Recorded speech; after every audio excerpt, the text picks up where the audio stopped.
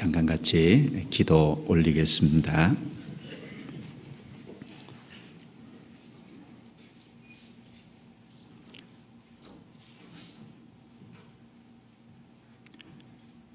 사랑과 은혜가 풍성하신 거룩하신 우리 아버지 하나님, 우리의 영혼을 죄악 가운데서 구원해 주셔서 하나님의 거룩한 자녀로 삼아주신 놀라우신 은혜를 인하여 찬송과 영광과 존귀를 아버지 하나님께만 돌립니다.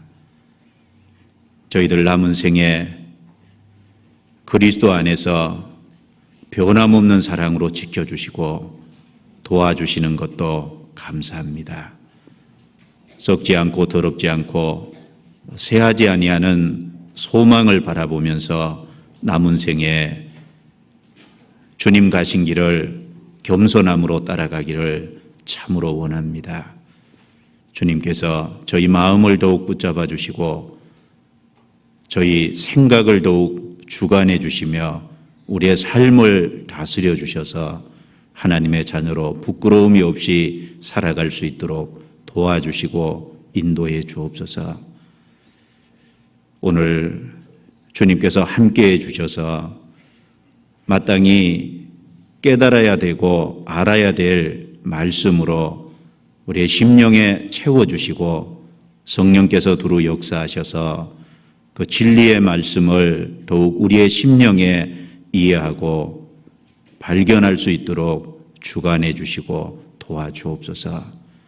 이 한 주간 주님의 귀한 복음이 전국 각지에서 증거되고 있습니다. 복음이 증거되는 곳곳마다 주님 일일이 함께해 주시고 도와주옵소서. 말씀을 대언하는 분들에게 더욱 능력 가운데 함께해 주시고 담대하게 하나님의 복음을 증거할 수 있도록 새 힘을 주시고 도와주옵소서.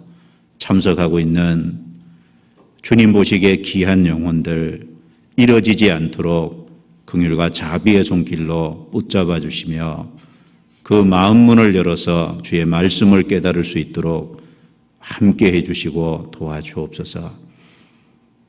서울 주변에도 많은 집회가 있습니다. 일일이 함께해 주시고 인도해 주옵소서. 오늘 모든 시종을 주님 손에 온전히 의지하면서 우리를 구원해 주신 주 예수님 이름으로 기도드려옵니다. 아멘. 성경 말씀 아가서를 찾겠습니다. 아가서 962페이지입니다.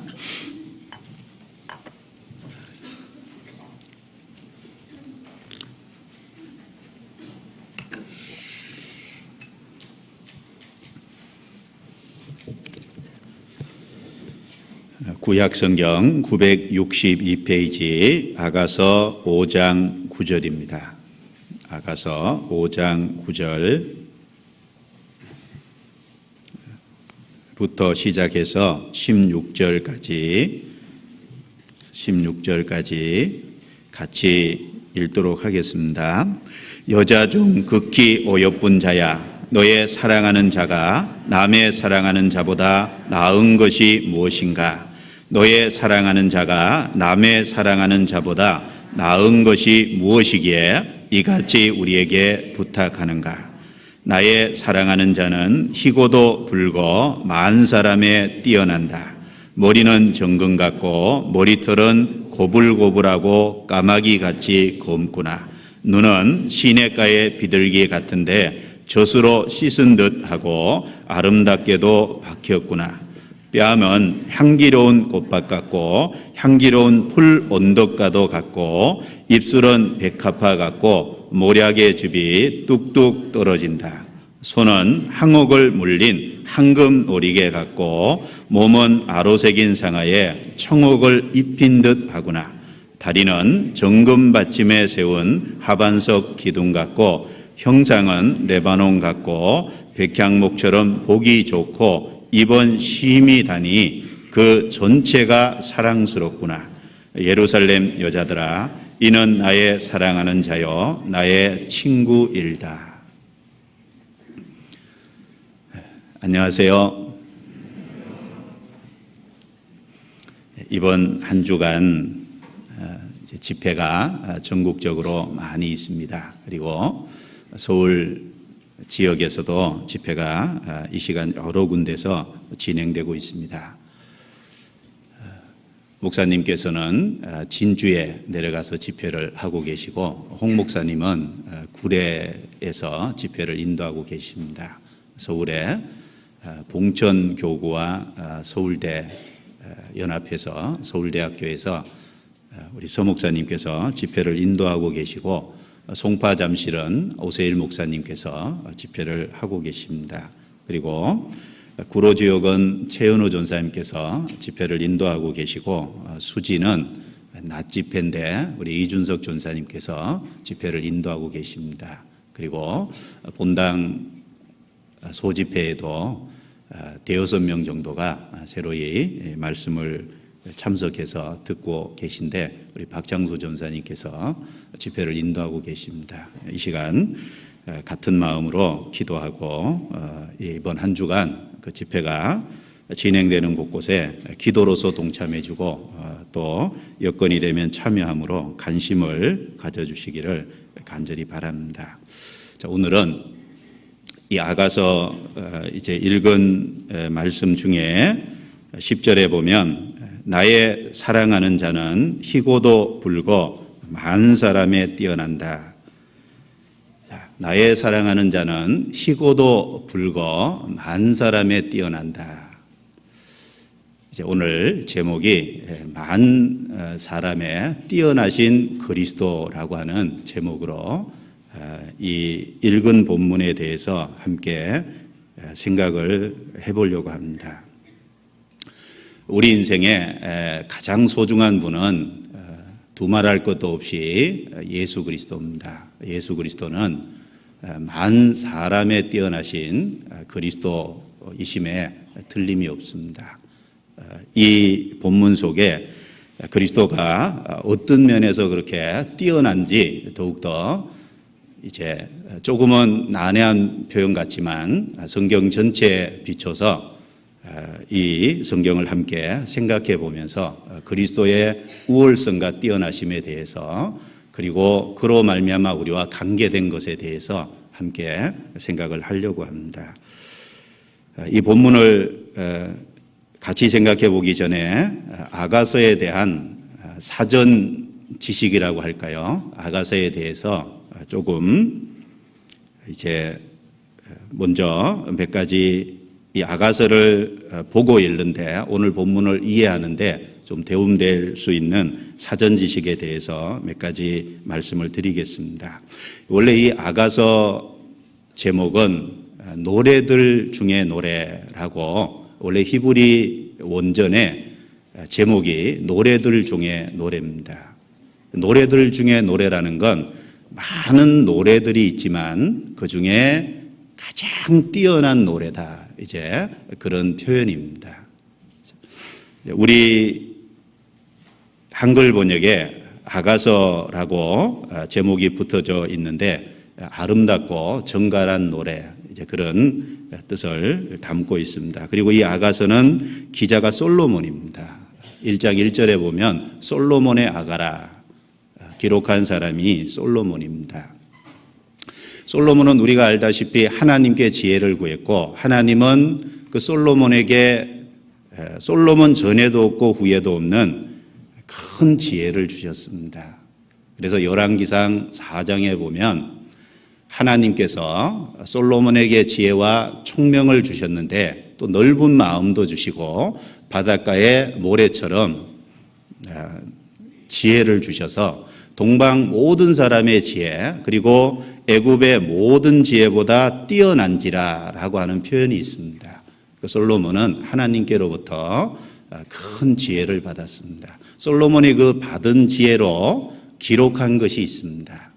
솔로몬이 그 받은 지혜로 기록한 것이 잠언을 3천을 기록했다고 열왕기상 4장에 기록되어 있고 노래는 1,005을 지었다 이렇게 얘기하고 있습니다. 그 솔로몬이 지은 잠언 3천과 노래 1,005 중에 편 중에 그 우리 성경에 잠언서가 있고 또 전도서가 있고 이 아가서가 있는데 솔로몬이 지은 일천다섯의 노래 중에 이 아가서가 포함되어 있을 것이다라고 생각을 해봅니다. 그리고 이 아가서가 기록된 그 시대는 솔로몬 재위 기간 중에 기록이 됐기 때문에 솔로몬은 970년에 등극을 해서 930년까지 40년을 다스렸습니다. 그리고 솔로몬 그 생애 비교적 왕으로 있을 재위 당시 초기에 기록된 것으로 보여집니다. 그리고 이 아가서는 솔로몬과 술람미 여자라고 하는 두 사람의 사랑에 대해서 기록을 하고 있습니다. 얼핏 보면 두 사람의 사랑에 대해서 기록한 것 같은데 그 솔로몬은 그리스도의 그림자고 그리고 술람미 여인은 바로 교회와 신부의 구원받은 그리스도인인 신부의 하나의 모형입니다. 그래서 이 성경 전체 중에 이 아가서가 이제 거의 가운데쯤에 배치가 되어 있습니다. 이 아가서를 이해하려면 성경 전체 속에 아가서의 위치를 잘 찾아야 될 거다라고 생각을 합니다. 이 성경 처음부터 끝까지 창세기부터 요한계시록까지 하나님의 하시는 일이 뭡니까? 이 성경 전체는 신랑 되신 하나님께서 자신의 사랑의 짝인 신부를 찾으시는 모습이 기록되어 있는 것이 성경의 핵심입니다. 그래서 창세기 2장에 인간을 만들 때부터 그 내용이 처음부터 기록되어 있습니다. 그래서 아담을 만드시고 하나님이 독차하는 것이 좋지 못하니 돕는 배필을 지으리라. 그래서 아담을 깊이 잠들게 하시고 그리고 갈빗대를 뽑아서 여자를 만드셨습니다. 아담에게로 이끌어오니까 이는 내 뼈 중에 뼈 살 중에 살이라. 이를 남자에게서 지하였은즉 여자라 칭하리라. 아담은 자기의 사랑에 짝이 생기기 위해서 자신이 옆구리에 구멍이 나고 피를 흘리는 수고와 희생을 해야 됐습니다. 하나님은 자신의 사랑의 짝을 취하시기 위해서 이 땅까지 내려오셔야 됐고 십자가에까지 낮아지셔야 됐고 십자가에 못 박혀서 양손과 양발과 그리고 그 몸이 찢겨지시고 옆구리에 구멍이 나셔야 됐습니다. 그 창세기 2장에 아담 하와 사람을 지으시는 그 모습 속에서도 하나님께서 자신의 사랑의 짝인 신부를 찾는 모습을 담아놓고 계십니다. 또 성경 호세아서에 보면 호세아가 고멜이라는 부정한 여자를 아내로 맞이합니다. 그런데 이 부정한 여자가 남편인 호세아를 떠나서 다시 탈선을 하죠. 그래도 호세아는 끝까지 다시 가서 값을 치르고 그 고멜이라는 여자를 데려와서 자기 아내로 삼습니다.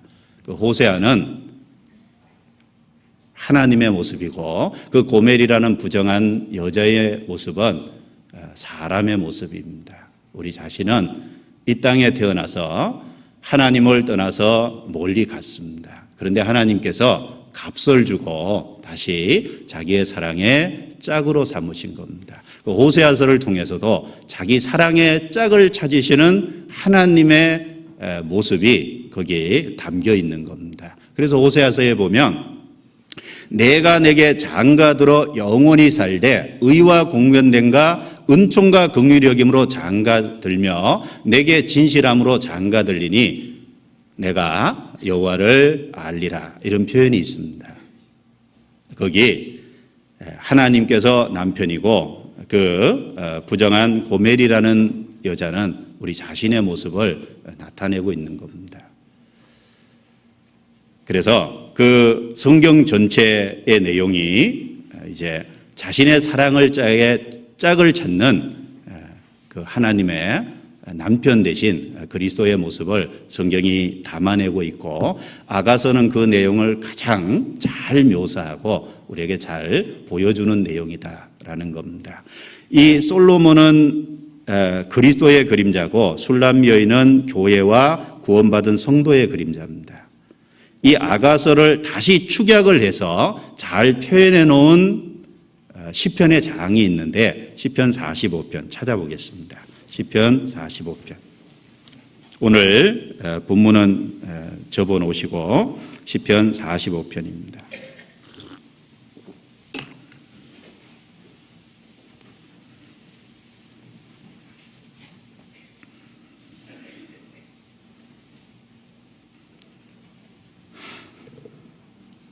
시편 45편 찾으셨으면 1절을 제가 읽어보겠습니다. 내 마음에서 좋은 말이 넘쳐 왕에 대하여 지은 것을 말하니니 내 혀는 필객의 붓과 같도다. 왕은 인생보다 아름다워 은혜를 입술에 머금으니 그러므로 하나님이 왕에게 영영이 복을 주시도다.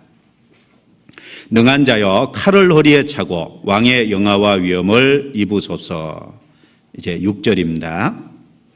하나님이여 주의 보호자가 영영하며 주의 나라의 홀은 공평한 홀이니이다. 7절 같이 읽습니다. 왕이 정의를 사랑하고 악을 미워하시니 그러므로 하나님 곧 왕의 하나님이 즐거움의 기름으로 왕에게 부어 왕의 동료보다 승하게 하셨나이다. 자, 이 왕에 대해서 쭉 이야기를 합니다. 왕은 인생보다 아름답다. 그리고 왕에 대해서 얘기하다가 그 왕이 6절에 주의 보호자가 영영하며, 그 왕이 바로 주의 보호자가 영영하며 주님이시라는 것을 언급하고, 그리고 7절에 하나님 곧 왕의 하나님이 즐거움의 기름으로 왕에게 부어 왕의 동료보다 승하게 하셨나이다. 그리고 이 왕에게 왕후가 있죠. 왕후가 9절입니다.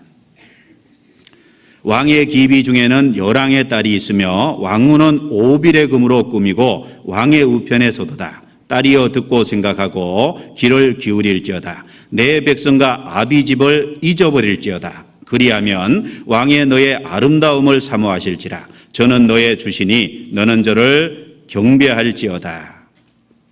자, 왕이 나오고, 그리고 여기 왕의 옆에 선 왕후가 나옵니다.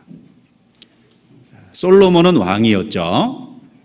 그리고 술람미 여자는 그 왕의 솔로몬이 남편이기 때문에 신부의 모습으로 나옵니다. 이 시편 45편은 아가서를 다시 축소해 놓은 모습인데, 그런데 이 시편 45편 6절 7절이 히브리서 1장에 보면 이 왕이 바로 예수님이다, 이렇게 얘기를 하고 있습니다. 한번 넘겨볼까요? 히브리서 1장입니다. 히브리서 1장의 6절 7절을, 시편 45편 6절 7절을 인용해 놨습니다.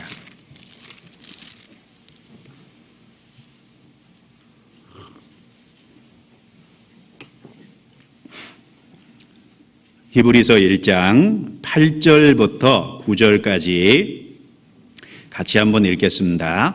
아들의 가나에는 하나님이여 주의 보좌가 영영하며 주의 나라의 홀은 공평한 홀이니이다. 내가 의를 사랑하고 불법을 미워하였으니 그러므로 하나님 곧 너의 하나님이 즐거움의 기름을 내게 부어 내 동료들보다 승하게 하셨도다. 자, 아들의 가나에는 예수님에 대해서 이야기를 했죠. 그 예수님에 대하여는 구약성경 시편 45편 6절 7절에 이렇게 인용되어 있었다라는 겁니다. 주의 보좌가 영영하며, 그 다음에 9절이 내게 부어 내 동료들보다 승하게 하셨도다, 이렇게 표현되어 있는데, 시편 45편은 즐거움의 기름을 왕에게 부어 왕의 동료들보다 승하게 하셨도다, 이렇게 되어 있는데, 여기는 내 동료들보다 승하게 하셨도다, 왕을 내 동료들보다, 내라고 표현하고 있습니다. 바로 시편 45편의 왕은 예수님을 가르칩니다. 그리고 시편 45편의 그 왕후는 누구의 모습을 얘기하는 거겠습니까?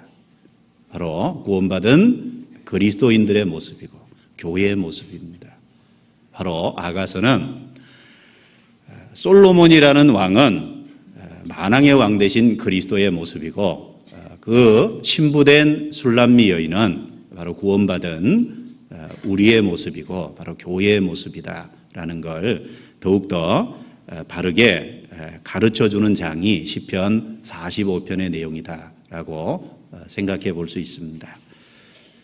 그리고 그 사랑의 짝을 찾기 위해서 예수님이 오셨다 가셨죠. 그리고 그 주님의 사랑을 받아들인 사람을 다시 데리러 주님이 오신다고 되어 있습니다. 주님이 다시 재림하실 때 그 남편께서는 자기 신부를 찾으실 겁니다. 요한계시록 19장입니다. 요한계시록 19장.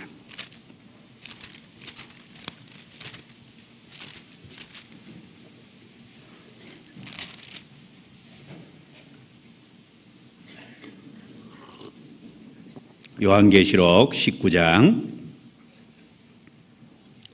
7절 제가 읽겠습니다. 우리가 즐거워하고 크게 기뻐하여 그에게 영광을 돌리세. 같이 읽습니다. 어린 양의 혼인 계약이 이르렀고 그 아내가 예비하였으니 그에게 허락하사 빛나고 깨끗한 세마포를 입게 하셨은즉 이 세마포는 성도들의 옳은 행실이로다 하더라.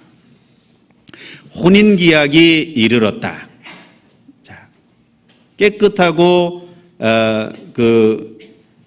이제 정결한 세마포가 예비됐다. 성도들의 옳은 행실이로다. 바로 여기서도 신부가 성도들이라는 것을 명확하게 이야기하고 있습니다. 그래서 아가서를 이해하려면 바로 성경 창세기부터 요한계시록까지 자기 사랑의 짝을 찾으시는 신랑 되신 예수님의 모습을 더욱 그려볼 때 아가서의 위치가 성경에 어떤 위치인지 더욱 분명해진다라는 것을 이해할 수 있겠습니다.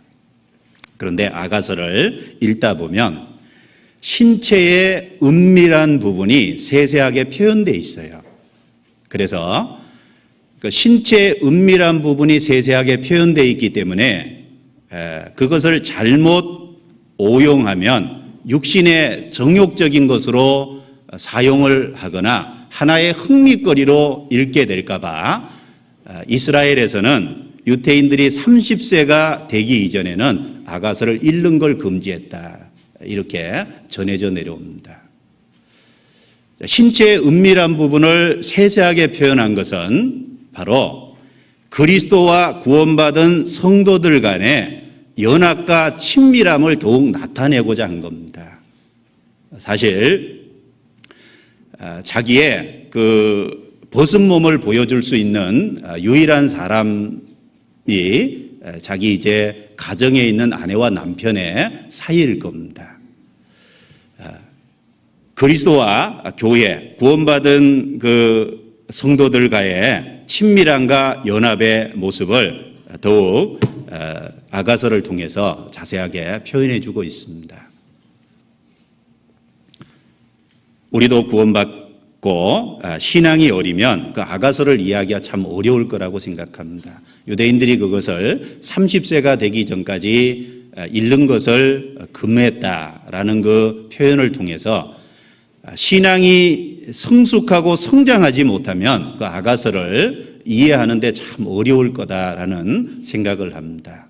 우리가 더욱 하나님과의 깊은 연합과 친밀함의 자리로 나아가기 전까지는 그 아가서가 우리 마음속에 깊이 깨달아지기가 어려울 겁니다. 어떻게 하면 그리스도와 우리가 더욱 친밀하고 깊은 연합의 관계를 가질 수 있느냐? 그것은 두말할 것도 없이 우리 자신의 더 높은 헌신과 순종이라고 생각합니다. 우리가 단지 그 아가서를 지적인 내용으로 이해하려고 할 게 아니라 우리의 더 높은 순종과 헌신이 그리스도와의 더 깊은 연합과 친밀함을 만들어낸다라고 이야기할 수 있을 겁니다. 저는 이 아가서를 구원받고 얼마 되지 않아서 처음 볼 때 이해가 너무나 잘 안 갔습니다. 제가 구원받고 나서 아가서가 있는지도 몰랐거든요. 그런데 어느 날 친구 어떤 사람을 전도를 하려고 그 바깥에서 만나서 이야기를 하고 있었는데 그 친구가 이제 성경을 내가 배워보자고 하니까 자기는 이제 성경 한 군데는 안다 그랬습니다. 어디 아냐 그랬더니 아가서를 안다 그러더라고요. 그래서 자기가 연애 편지 쓸 때 인용했다 그렇게 표현하더라고요. 그래서 아가서가 있는가 저는 그때 잘 몰랐기 때문에 그 얘기를 듣고 돌아와서 아가서를 읽어봤습니다. 그런데 읽어봤더니 잘 이해가 안 가더라고요. 그런데 신앙 안에서 점점 살아가면서 아가서가 조금씩 이해가 돼 나가고 그리고 그 아가서를 지난번 이제 청년의 아카데미 시간에 한번 같이 교제를 했는데 그 아가서의 내용이 정말 그리스도와 우리와의 놀라운 연합과 친밀함을 그려내고 있다라는 걸 더욱더 생각하게 되면서 아가서가 개인적으로 더 친밀하게 다가왔습니다. 자, 이 유대인들은 이 잠언 전도서 아가서 순서가 이렇게 돼 있잖아요. 유대인들은 잠언을 성전에다 비교했대요. 성전 전체에다 비교하고 그리고 성전 안에 들어가면 성소가 있고 지성소가 있잖아요. 그 전도서를 성소에다가 비교하고 그 다음에 아가서를 지성소에다가 비교했다 이렇게 전해져 내려옵니다. 그만큼 아가서가 아주 그리스도와의 친밀함과 연합을 그려내는 놀라운 것으로 고대 유대인들에게도 익숙하게 알려져 있었다라는 걸 우리가 생각해 볼 수 있겠습니다. 그리고 전도서 다음에 아가서가 나오잖아요. 그 순서를 보면 그 전도서 다음에 아가서가 나오는 것도 참 의미가 있다라는 생각을 하게 됩니다. 전도서의 내용이 무엇입니까? 헛되고 헛되며 헛되고 헛되니 모든 것이 헛되도다. 한마디로 해 아래서 땅에서는 이 세상의 어떤 것으로도 완전한 만족이 없다는 내용이 전도서입니다. 일시적인 만족은 있죠. 그러나 참된 만족과 진정한 만족과 지속적인 만족이 없다는 것을 얘기하는 게 전도서입니다. 그런데 아가서는 뭡니까? 하나님 안에서 그리스도 안에서 참된 만족과 기쁨이 무엇인지를 그려내고 있는 것이 아가서입니다. 예수님께서 사마리아 여인하고 이야기를 하면서 이런 말씀을 사마리아 여인에게 했죠. 이 물을 먹는 자마다 다시 목마르려니와 내가 주는 물을 먹는 자는 영원히 목마르지 아니하리니 나의 주는 물은 영생하도록 솟아나는 샘물이 되리라. 그 예수님의 표현 속에서도 이 물을 먹는 자마다 다시 목마른다. 그 내용이 전도서죠. 그렇죠? 이 물을 먹는 자마다 다시 목마르리니와. 그 수가 우물가의 동네의 그 물은 예수님 단지 물이라 그랬지만 그 물이라고 표현하신 그 속에 이 세상의 모든 것이 들어있잖아요. 이 세상의 어떤 것도 우리에게 만족을 못 준다. 그런데 예수님께서는 내가 주는 물을 먹는 자는 영원히 목마르지 아니하리니 나의 주는 물은 영생하도록 솟아나는 샘물이 되리라. 거기 솟아나는 샘물이죠. 영원히 목마르지 않게 하고 솟아나는, 지속적으로 솟아나는 샘물이 되는 그 진정한 만족을 표현하고 있습니다. 그 뒷부분이 아가서 내용을 이야기하고 있다라고 우리가 생각해 볼 수 있겠습니다.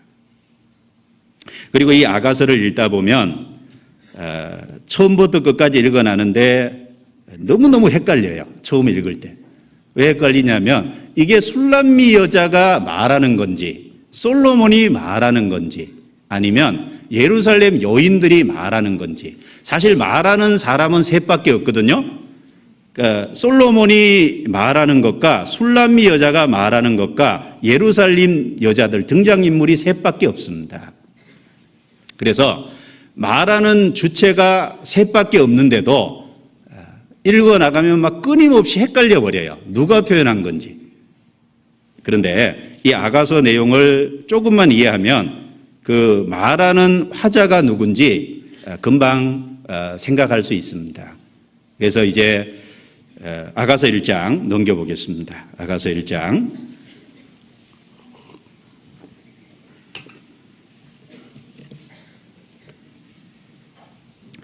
아가서 1장 9절을 제가 읽어보겠습니다. 내 사랑아, 내가 너를 바로의 병거의 준마에 비하였구나. 내 뒷밤은 따은 머리털로 내 목은 구슬개미로 아름답구나. 우리가 너를 위하여 금사슬을 은을 박아 만들리라. 왕이 상에 앉았을 때 나의 나도 기름이 한 길을 통하였구나. 나의 사랑하는 자는 내 품 가운데 모략 향랑이요 나의 사랑하는 자는 내게 엥게디 포도원의 고베라 송이로구나. 내 사랑아, 너는 어여쁘고 어여쁘다. 내 눈이 비둘기 같구나. 여기 보면 내 사랑아, 나의 사랑하는 자는, 이런 표현들이 반복해서 교차돼서 나오는데, 나의 사랑하는 자는, 이런 표현은 아가서 전체에 있어서 술람미 여자, 즉 신부가 신랑된 솔로몬에게 표현하는 표현이 하나같이 나의 사랑하는 자라고 표현하고 있습니다.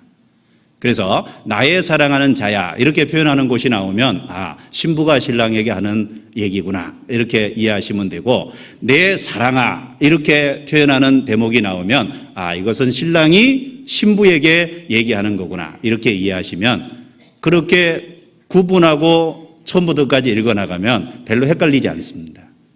그런 이제 분명한 구분을 의도적으로 넣어놨다는 겁니다. 헷갈리지 않게.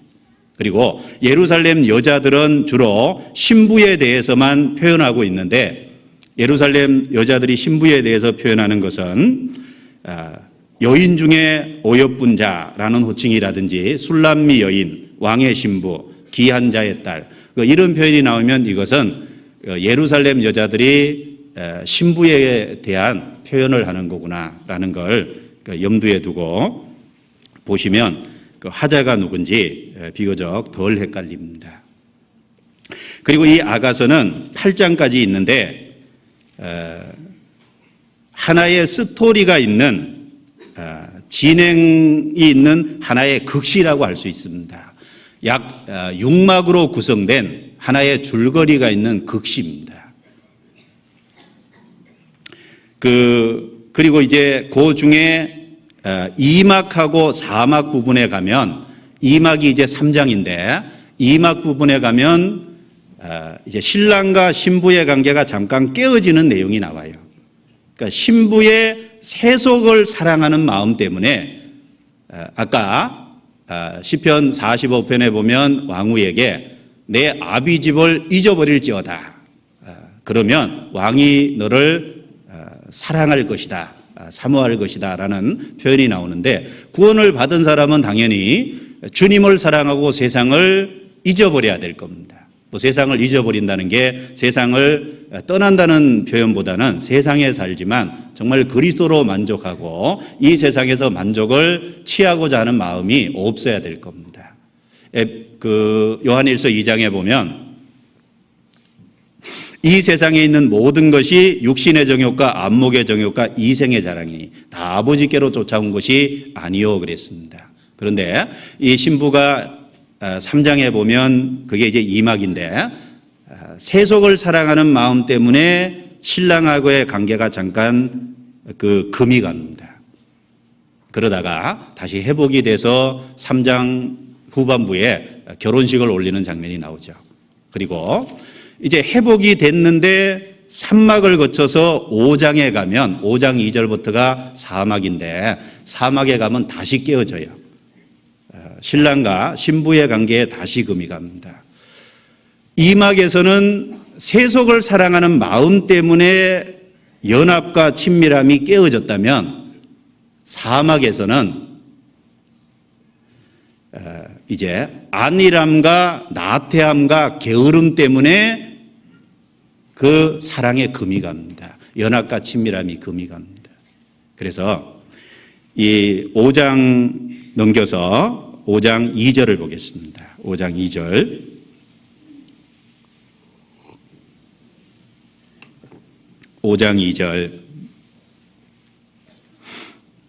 내가 잘지라도 마음은 깨었는데 나의 사랑하는 자의 소리가 들리는구나.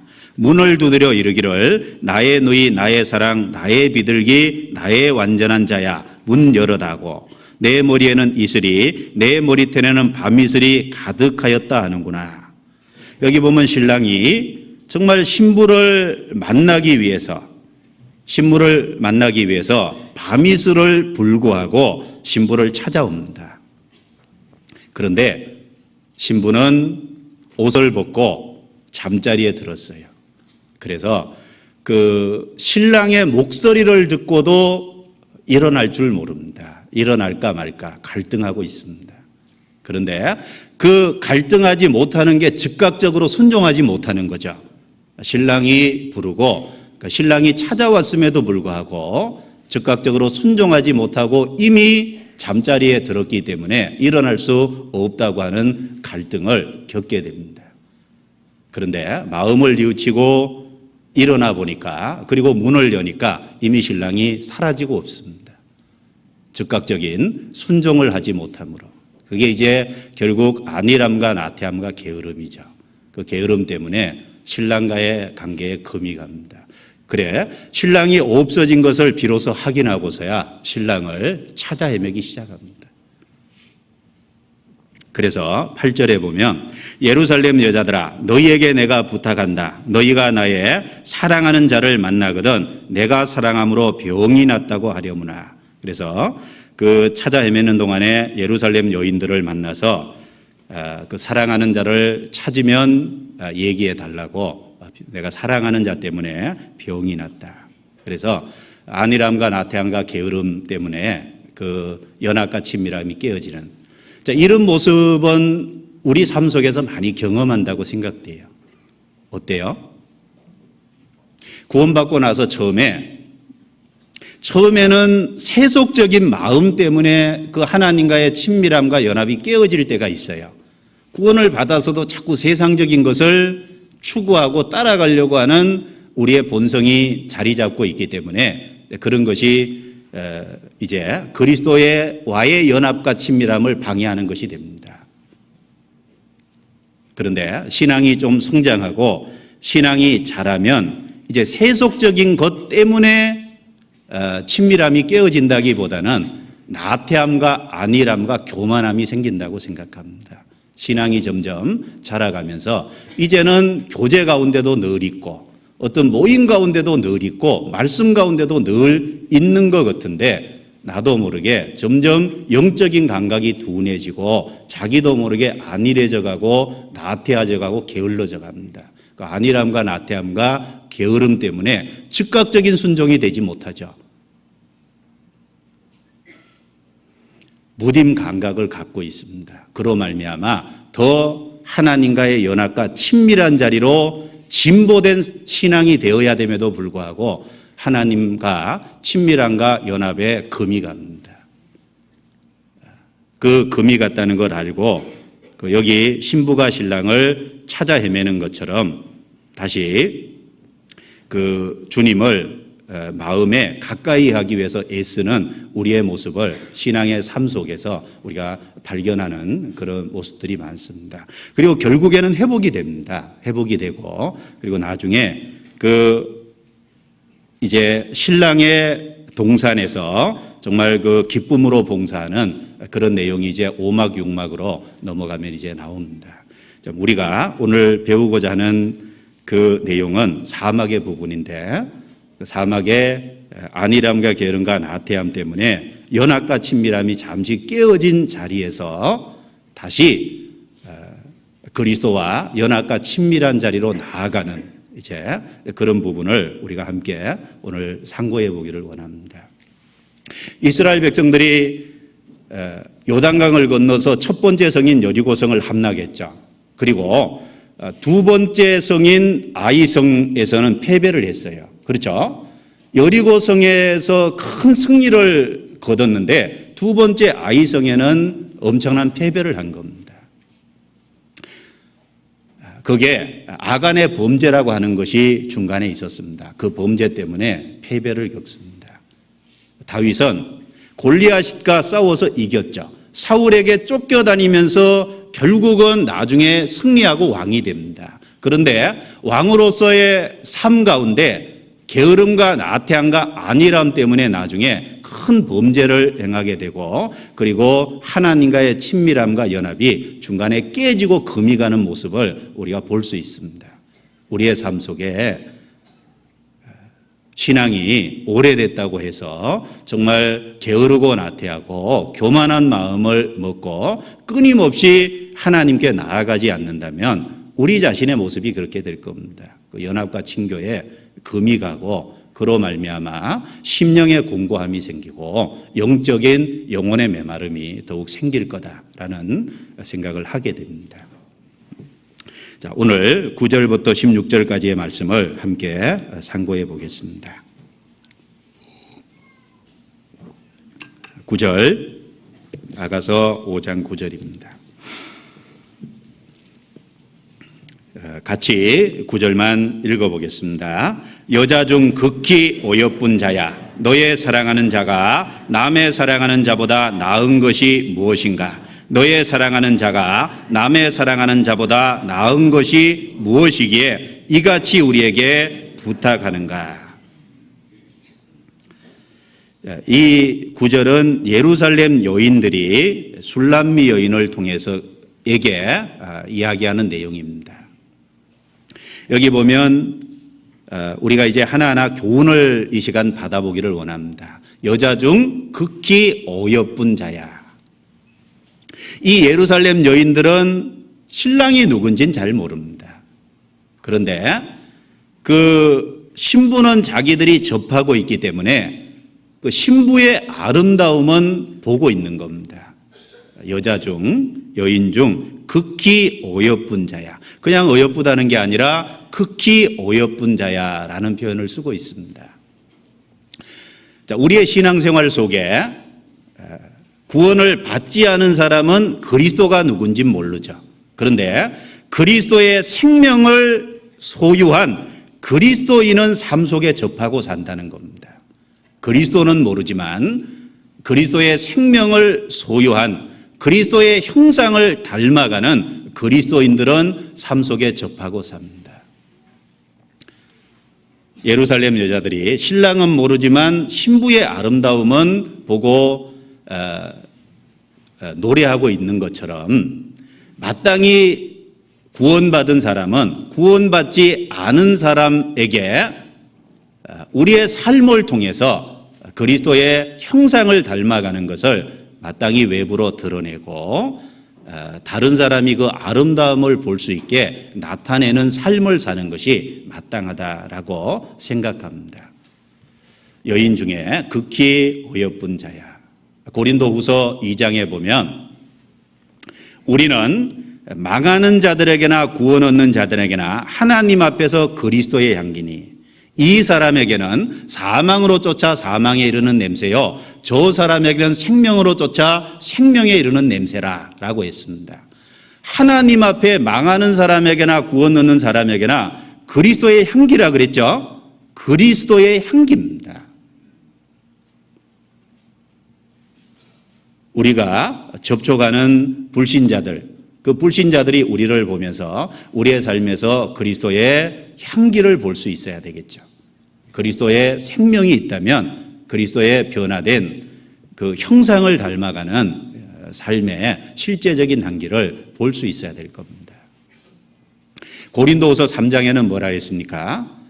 너희는 우리의 편지라 그랬습니다. 우리 마음에 썼고 뭇사람이 알고 읽는 바라. 자, 우리 마음에 썼고 뭇사람이 알고 있는 바라. 너희는 우리의 편지라. 너희는 우리로 말미암아 나타난 그리스도의 편지니 먹으로 한 것이 아니요 살아계신 하나님의 영으로 한 것이며 돌비에 쓴 것이 아니요 오직 육에 신비한 것이라.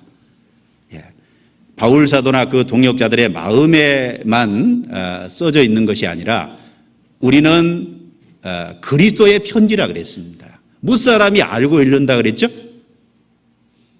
여러분 어떤 편지를 쓰면 그 편지를 통해서 상대방의 마음을 알잖아요. 하나님은 우리를 통해서 세상 사람들에게 편지를 보내고 있는 겁니다. 우리의 삶이 그리스도의 편지라는 겁니다. 무사람이 알고 읽는 바라. 무사람이 보고 읽고 우리의 삶을 읽고 있습니다. 여기 신부의 삶이 비록 안일함과 게으름 때문에 그 신랑과의 친밀함과 연합이 잠시 깨어져 있지만 그 예루살렘 여인들을 통해서 여인 중에 극히 어여쁜 자야라고 그 신부의 아름다움을 노래하고 있든지 접촉하고 있는 사람들이 표현했듯이 우리의 삶을 통해서 마땅히 세상 사람들은 그리스도를 읽을 수 있도록 우리의 실천적인 삶이 마땅히 변화돼야 된다라는 겁니다. 그 에스더에서에 보면 아하수에로 왕이 나오죠. 그 아하수에로 왕이 1장에 보면 이제 와스디를 폐위하고 왕후 간택령을 내립니다. 그 왕후 간택령 중에 많은 그 왕후들이 이제 나오는데 그 왕후로 이제 나오는 사람들은 자기들이 원하는 걸 다 요구해 가지고 아름답게 치장합니다. 그런데 그 에스더서의 주인공인 에스더, 그 에스더는 이제 국내 대신이 그 정한 것 외에는 아무것도 더 이상 요구 안 했다 그랬죠. 그런데 보는 모든 사람에게 계명을 얻더라, 사랑스러움을 얻었다 그랬습니다. 그것은 외적인 아름다움이 아닐 겁니다. 외적인 아름다움은 더욱 치장하면 나타나겠죠. 그런데 그 내적인 아름다움에서부터 뿜어져 나오는 외적인 아름다움이다, 이렇게 말할 수 있을 겁니다.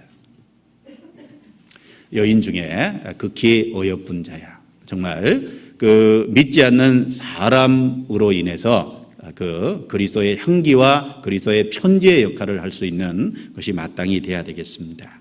그 다음에 너의 사랑하는 자가 남의 사랑하는 자보다 나은 것이 무엇인가? 너의 사랑하는 자가 남의 사랑하는 자보다 나은 것이 무엇이기에 이같이 우리에게 부탁하는가? 이 표현에 보면 이 예루살렘 여인들이 그 술람미 여자에게, 신부에게 진지하게 묻고 있죠. 이 비난의 말 같지는 않습니다. 읽어보면, 자, 너의 사랑하는 자가 다른 사람의 사랑하는 자보다 나은 것이 무엇이냐? 나은 것이 무엇이기에 우리에게 부탁하느냐라는 겁니다. 이 말을 통해서 이 술람미 여인은 지금 친밀함과 연합이 잠깐 깨어진 상태고 신랑을 찾아 헤매고 있는 상태죠. 그런 그 예루살렘 여인들의 질문이 술람미 여자를 격동시켰을 거라고 생각합니다. 우리의 잠시 연합과 친교가 깨어져 있을 때 우리의 삶 속에 그리스도를 다시 일깨우고 우리의 신랑 되신 예수님을 일깨워 볼 때 우리의 마음 속에 말할 수 없는 기쁨과 즐거움이 다시 일어날 거라고 생각합니다. 그 질문이 이 술람미 여자에게 주님을 다시 생각해 볼 수 있는, 자기의 신랑을 다시 생각해 볼 수 있는 중요한 질문이 됐습니다. 그리고 이 예루살렘 여자들이 이런 질문을 한 것은 진심으로 그 신랑이 어떤 사람인지를 알기 위해서 이런 질문을 했다라고 생각합니다. 이 술람미 여자가 진지하게 그리스도를 찾아 헤매는 이 모습이 예루살렘 여인들로 말미암아 신랑이 어떤 사람인지에 대한 궁금증을 불러일으키고 더 나아가서는 나중에 신랑을 함께 찾으러 나아가는 모습이 나옵니다. 6장 1절이죠. 6장 1절 같이 읽어보겠습니다. 여자 중 극히 어여쁜 자야, 너의 사랑하는 자가 어디로 갔는가? 너의 사랑하는 자가 어디로 돌이켰는가? 우리가 너와 함께 찾으리라. 우리가 너와 함께 찾으리라. 나중에 이렇게 표현하죠. 그러니까 그 진지한 질문이었다는 겁니다. 정말 신랑이 누군지 알기 원해서 물은 질문이죠. 다른 사랑하는 사람보다 나은 것이 무엇인가? 그 술람미 여자가 신랑을 찾는 진지한 태도가 예루살렘 여인들로 말미암아 신랑에 대한 그 관심을 불러일으키고 신랑을 같이 찾도록 만든 겁니다. 우리의 삶 속에 주님을 가까이 하고자 하는 우리의 진실한 삶의 태도가 우리 주변의 사람들에게 예수님을 찾고자 하는 마음을 주고 예수님이 누군지에 대한 궁금증을 불러일으키게 만든다고 생각합니다. 그리고 그런 우리의 그리스도를 진실하게 추구하는 삶이 그들로 말미암아 그리스도를 같이 찾도록 만든다고 생각합니다. 사마리아 여인이 예수님을 만나고 그 예수님이 메시아라는 걸 알고 무척 놀랐습니다. 진리를 깨닫고 그 예루살렘 그 사마리아 지역에 돌아가서 예수님에 대한 얘기를 하니까 많은 사람이 인도를 받았습니다. 사마리아 여인의 그 예수님에 대한 탐구의 태도가 주변에 많은 사람에게 그 메시아에 대한 궁금증을 불러일으켰고 그리고 메시아에게 나오도록 만든 겁니다. 우리의 삶에도 마찬가지다라고 생각합니다. 그리고 이 9절의 말씀은 비난의 말은 아니지만 이게 진지한 질문인데 우리의 삶에 보면 너의 사랑하는 자가 남의 사랑하는 자보다 나은 것이 무엇인가?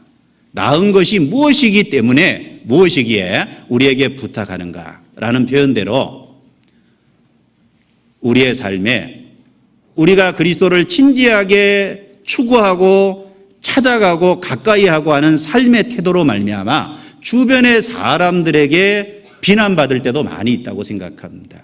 도대체 네가 믿는 그분이 어떤 분에게 그러냐라고 하는 비난의 말을 들을 때도 사실 많이 있죠.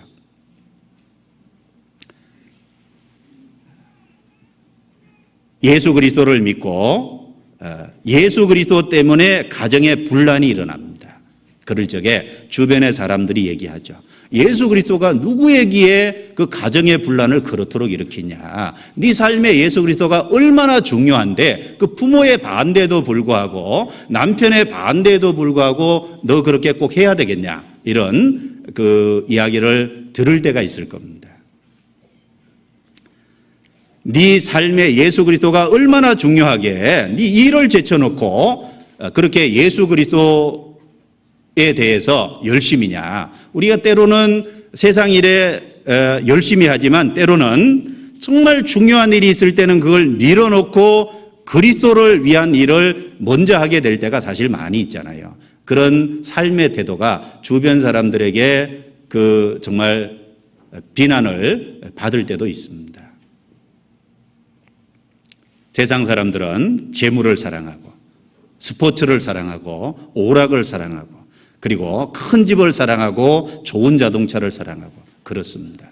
그러나 그리스도인들이 주님을 진지하게 추구하는 그 삶의 태도가 그런 것을 추구하는 사람들에게 너의 사랑하는 자가 남의 사랑하는 자보다 나은 것이 무엇이기에 라고 하는 그런 의문을 불러일으키고 때로는 그것이 비난을 받을 때도 있습니다. 그러나 분명한 건 우리에게 그리스도가 중요하다는 겁니다. 그래서 이 9절에 대한 대답이 이제 10절부터 16절까지 술람미 여자의 입을 통해서 이제 튀어나옵니다. 이제 술람미 여자의 이제 깨어진 연합과 친교 속에 이런 질문은 회복할 수 있는 신랑을 생각할 수 있는 어떤 계기를 줬고 그리고 그 그리스도를 알고자 하는 대답 그리고 아까 얘기했던 그런 비난의 대답에 우리가 정말 할 수 있는 대답이 뭐냐 10절부터 16절이죠. 우리에겐 정말 10절부터 16절처럼 그리스도가 우리 삶의 모든 것입니다. 그렇기 때문에 그 예루살렘 여자들의 대답에 술람미 여자가 대답했던 것처럼 우리도 동일하게 이렇게 대답할 수 있다라고 생각합니다. 10절부터 16절까지의 내용을 이제 10절은 종합적인 거고 11절부터 16절까지는 그리스도의 이제 사역과 성품에 대해서 신체의 어떤 묘사를 하고 있습니다. 신체의 10가지 묘사로 말미암아 그리스도의 우월성과 탁월성을 여기 드러내고자 한 겁니다. 먼저 10절부터 같이 읽어보겠습니다. 같이 읽죠. 나의 사랑하는 자는 희고도 불고 많은 사람에 뛰어난다. 10절만 읽자 그랬는데요. 자, 우리가 이제 그런 질문에 대답할 수 있는 건 정말 우리의 마음이 이런 마음이고 이제 마땅히 우리에게 그리스도가 왜 중요한지 그걸 더욱더 우리 마음속에 일깨워 봐야 될 겁니다. 자, 나의 사랑하는 자는 희고도 불고 많은 사람에 뛰어난다. 자, 우리가 사랑하는 예수님은 많은 사람에 뛰어나신 분이죠. 여기 이제 만이라고 할 때 만은 이제 전체를 얘기하는 겁니다. 성경에 만, 천, 열 이런 표현을 쓸 때 이런 표현은 이제 전체라는 표현이죠. 전도서 7장에 보면 1천 남자 중에서는 하나를 얻었거니와 1천 여인 중에서는 하나도 얻지 못했다. 이런 표현이 나오는데 거기 이제 1천이라는 표현도 전체라는 얘기죠. 1천 남자 중에 하나를 얻었다는 건 이제 보이는 것으로 얘기하면 솔로몬을 얘기하는 거고 사실 솔로몬은 예수님의 그림자잖아요. 1천이라는 전체 중에서 딱 하나를 얻었다. 그게 누굽니까? 그리스도입니다. 그러나 여인 중에서는 아무도 얻지 못했다. 이렇게 표현하죠. 거기서 천은 전체입니다. 그리고 열처녀 그럴 때 그 열이라는 것도 전체죠. 그리고 누가복음 19장에 보면 문화비위에 10사람의 종을 불러서 각각 한 문화씩 맡겼다. 그렇게 표현할 때도 그 열도 전체를 얘기하는 겁니다. 여기 만 사람에 뛰어난다. 그 표현도 전체죠. 나의 사랑하는 자는 만 사람에 이 세상의 모든 인생 중에 뛰어난 분이다. 만 사람에 뛰어난다. 그 뛰어난 이유가 나와 있죠. 희고도 붉다 그랬습니다. 이 희고도 붉기 때문에 만 사람에 뛰어난다 그랬는데 이 희고도 붉다는 게 정말 아름다운 조화 같아요. 생각하면 생각할수록 이거 이제 성령의 인도하심으로 기록됐다라고 생각이 됩니다. 왜 그리스도가 만 사람에 뛰어나냐? 희고도 붉습니다. 여러 가지 의미가 있죠. 첫 번째 희고도 붉다는 건 첫 번째 희다는 건 거룩입니다. 붉다는 건 예수님의 피죠. 예수님의 거룩하신가 예수님의 십자가의 사랑을 얘기하는 겁니다. 자, 희다는 건 거룩입니다. 여기 접고 다니엘서 12장입니다. 다니엘서 12장.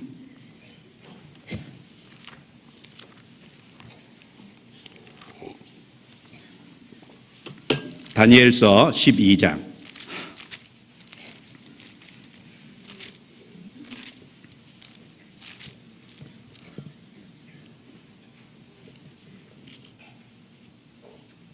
다니엘서 12장 10절 같이 읽어보겠습니다. 많은 사람이 연단을 받아 스스로 정결케 하며 희게 할 것이나 악한 사람은 악을 행하리니 악한 자는 아무도 깨닫지 못하되 오직 지혜 있는 자는 깨달으리라.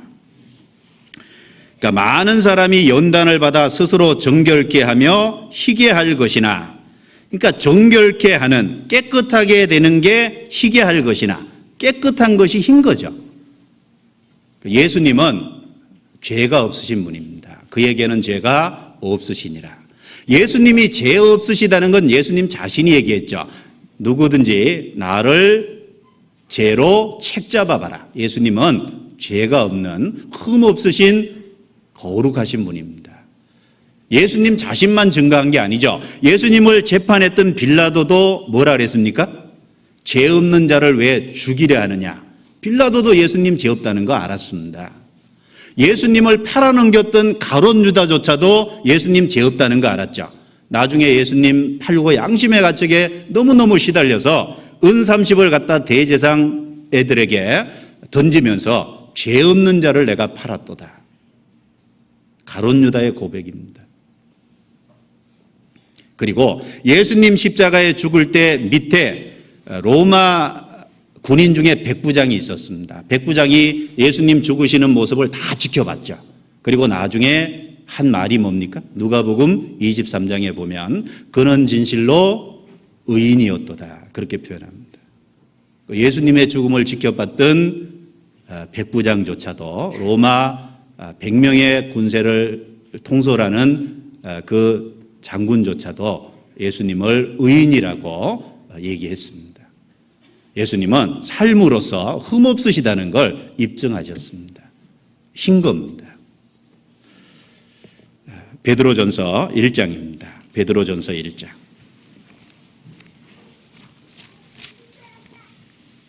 베드로전서 1장.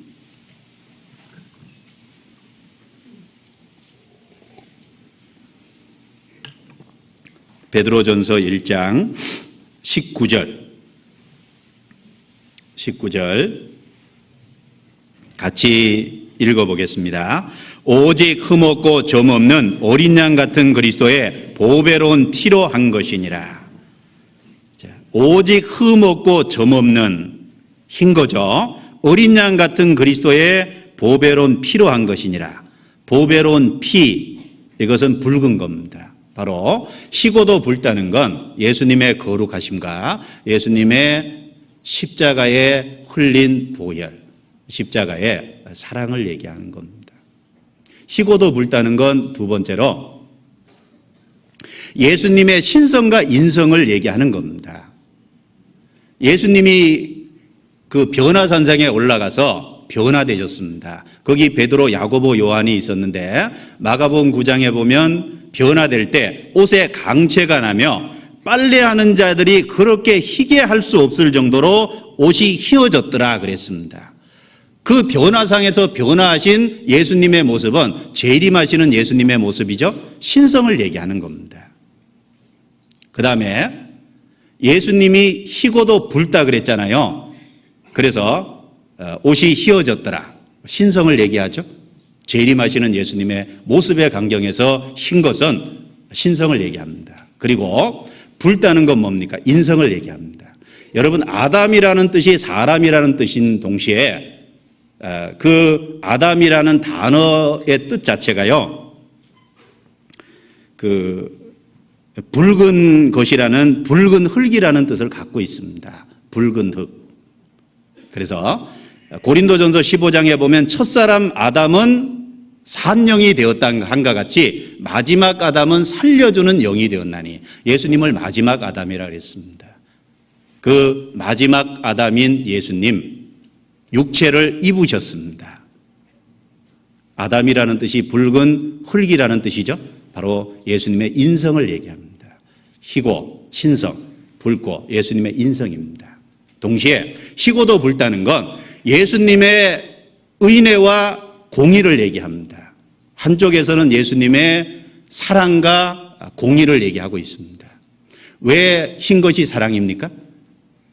이사야 1장 18절에 보면 너희 죄가 주홍 같을지라도 희게 되리야, 진홍같이 붉을지라도 양털같이 되리라. 오라 우리가 서로 변해 너희 죄가 주홍 같을지라도 희게 될 것이요. 우리 죄를 깨끗하게 희게 해주셨다는 의미에서, 우리의 까만 죄를 희게 해주셨다는 의미에서 흰 겁니다. 그런데 왜 붉은 것이 공이냐면 예수님은 끝까지 믿지 않는 대적자들을 마지막에 심판하시거든요. 예수님이 밟으실 때 선혈이 튀어서 그 대적자들, 그 선혈이 예수님의 옷에 묻어서 예수님의 옷이 붉게 됐다 그랬습니다. 공의입니다. 바로 예수님의 사랑과 공의, 희고도 붉은 겁니다. 이사야 63장입니다. 넘겨보죠. 이사야 63장.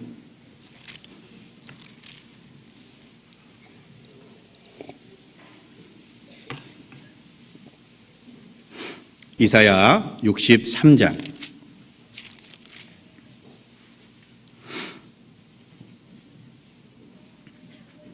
1절. 에돔에서 오며 홍의를 입고 보스라에서 오는 자가 누구냐? 그 화려한 의복 큰 능력으로 걷는 자가 누구냐?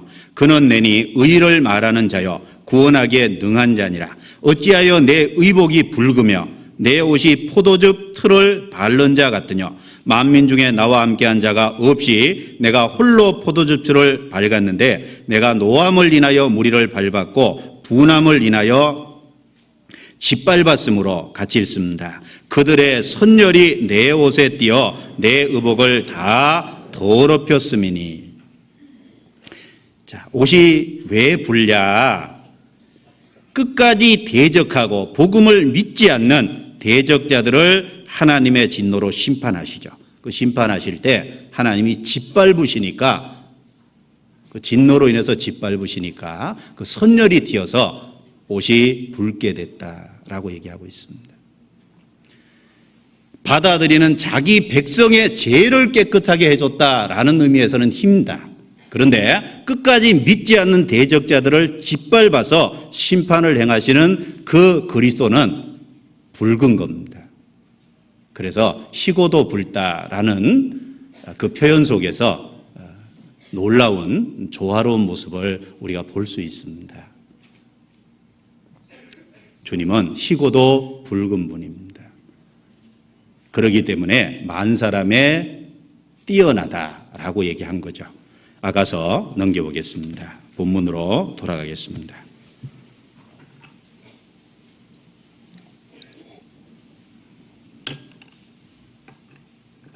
아가서 1장 10절.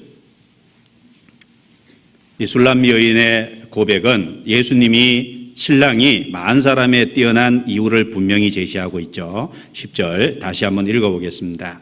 나의 사랑하는 자는 희고도 붉어 만사람에 뛰어난다.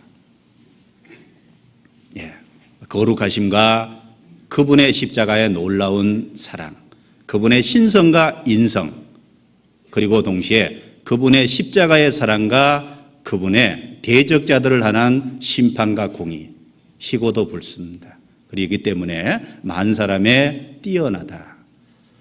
여러분, 여기 뛰어나다 이런 표현을 쓸 적에, 이런 표현은 예수님이 아무하고도 비교할 수 없는 존재다라는 얘기를 분명하게 얘기하고 있는 겁니다. 만사람에 뛰어나다. 어떤 사람하고도 비교할 수 없는 존재죠. 우리에게 그렇습니다. 여러분, 우리를 위해서 누가 죽어줬습니까? 우리 영혼을 누가 건지시기 위해서 대신 죽어준 적이 있습니까? 예수 그리스도 외에 구원받을 수 있는 다른 이름이 주어진 적이 있습니까? 결코 없습니다. 다른 이로서는 구원을 얻을 수 없나니 천하 인간의 구원을 얻을 만한 다른 이름을 우리에게 주신 일이 없습니다. 우리에게 진정한 만족, 영원한 만족을 진정으로 줄 수 있는 존재가 예수 그리스도 외에 다른 존재가 있습니까? 결코 없습니다. 우리에게 진정한 즐거움과 기쁨을 줄 수 있는 존재가 있습니까? 결코 없습니다. 우리를 진정으로 보호해 줄 수 있는 보호자가 있습니까? 그리스도밖에는 없습니다. 다른 사람은 일순간 보호해 줄 수 있겠죠. 그러나 진정한 의미에서 우리를 영원토록 보호할 수 있는 존재는 그리스도밖에 없습니다. 그는 희고도 붉어 만사람에 뛰어나신 예수 그리스도입니다. 성경 시편 89편입니다. 시편 89편. 시편 89편 27절입니다.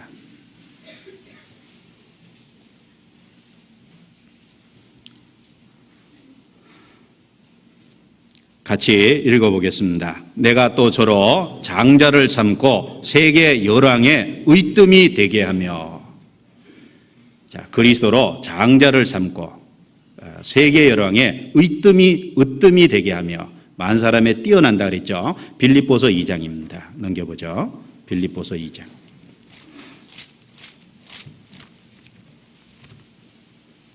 빌립보서 2장입니다.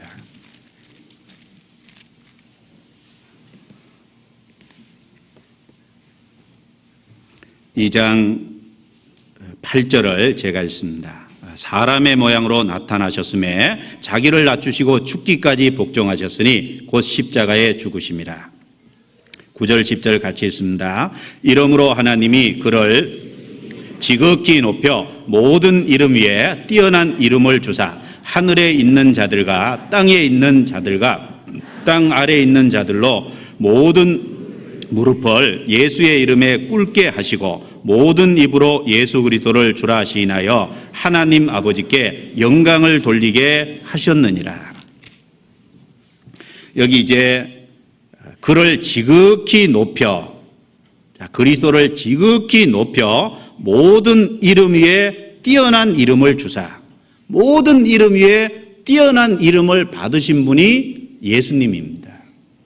만 사람에 뛰어난다. 그걸 진정으로 바울 사도는 깨달았기 때문에 그리스도를 아는 지식이 가장 고상하니까 나머지는 다 배설물로 여겼다. 그걸 진정으로 깨달았기 때문에 그 말을 할 수 있는 겁니다. 빌립보서 3장 그 뒤에 7절 8절입니다. 빌립보서 3장 7절 8절 같이 읽겠습니다. 그러나 무엇이든지 내게 유익하던 것을 내가 그리스도를 위하여 다 해로 여길 뿐더러 또한 모든 것을 해로 여기면 내 주 그리스도 예수를 아는 지식이 가장 고상함을 인함이라. 내가 그를 위하여 모든 것을 잃어버리고 배설물로 여기면 그리스도를 얻고 그 안에서 발견되려 함이니 됐습니다. 모든 이름 위에 예수님이 뛰어난 이름을 가지신 만 사람에 뛰어나다는 걸 진정으로 발견했기 때문에 그 그리스도를 얻은 지식이 가장 고상하기 때문에 나머지 모든 것을 배설물로 여겼다. 그것은 바울 사도의 고백만이 아닐 겁니다. 정말 예수 그리스도로 말미암아 구원을 받은 사람의 모든 사람의 동일한 고백이고 동일한 간증이 되는 것이 마땅하다라는 겁니다. 그것이 우리의 동일한 간증일 겁니다. 때로는 우리의 육신의 본능이 그걸 막아서 그렇지 구원받은 사람 마음 깊숙이 올라오는 진정한 마음입니다. 모든 것을 배설물로 여겼다. 이것이 바울의 간증뿐 아니라 우리의 간증입니다. 그리고 뛰어나다라는 표현은 그 원어 뜻에 보면 만민의 깃발이라는 의미도 있습니다. 이사야 11장에 보면 예수님을 만민의 기호, 깃발로 삼았다 그랬습니다. 여러분 기라는 게 뭡니까? 그 길을 중심으로 인해서 사람들이 모이죠.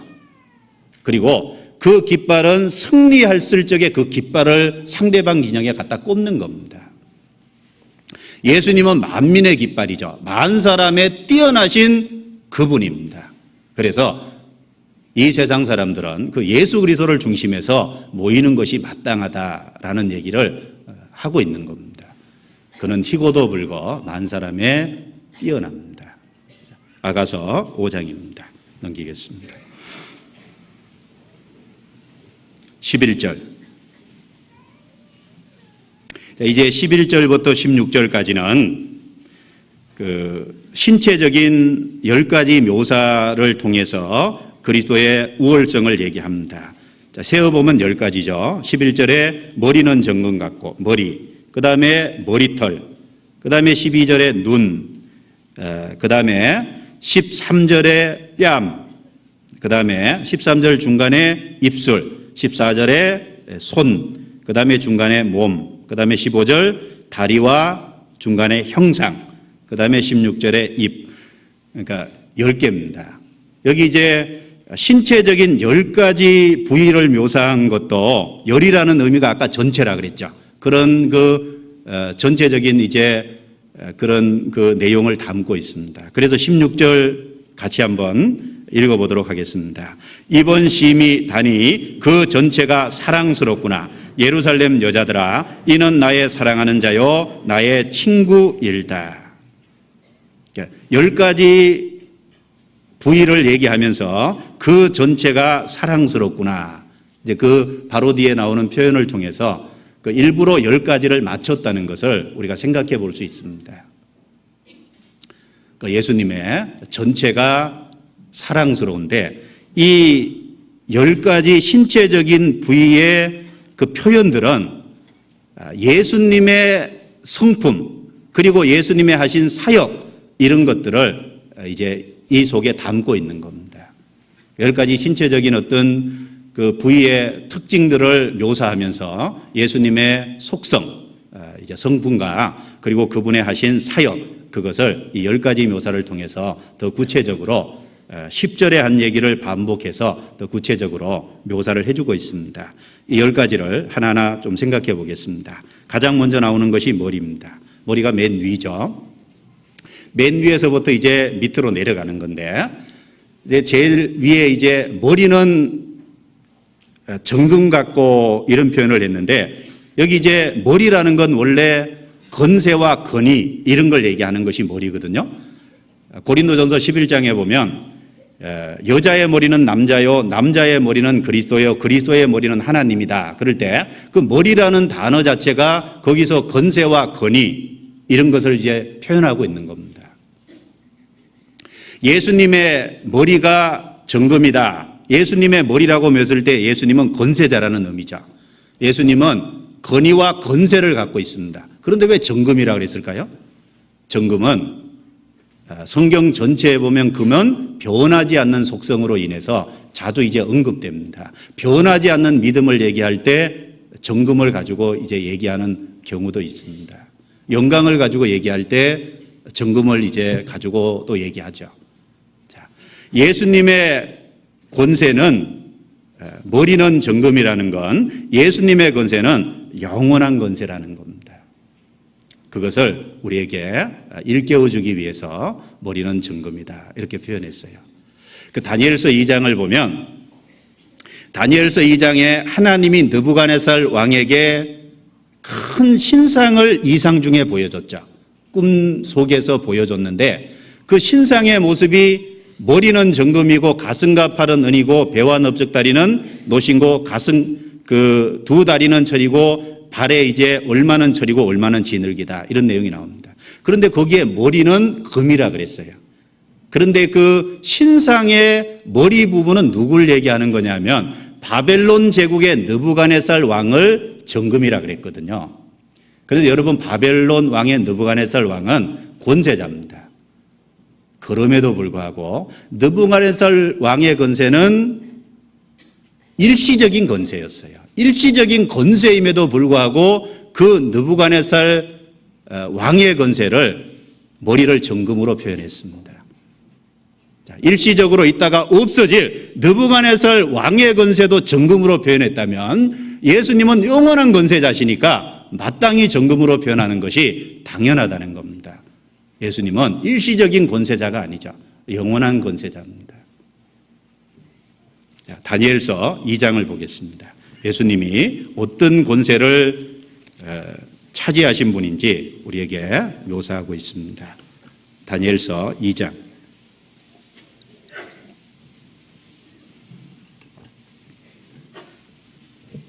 다니엘서 2장.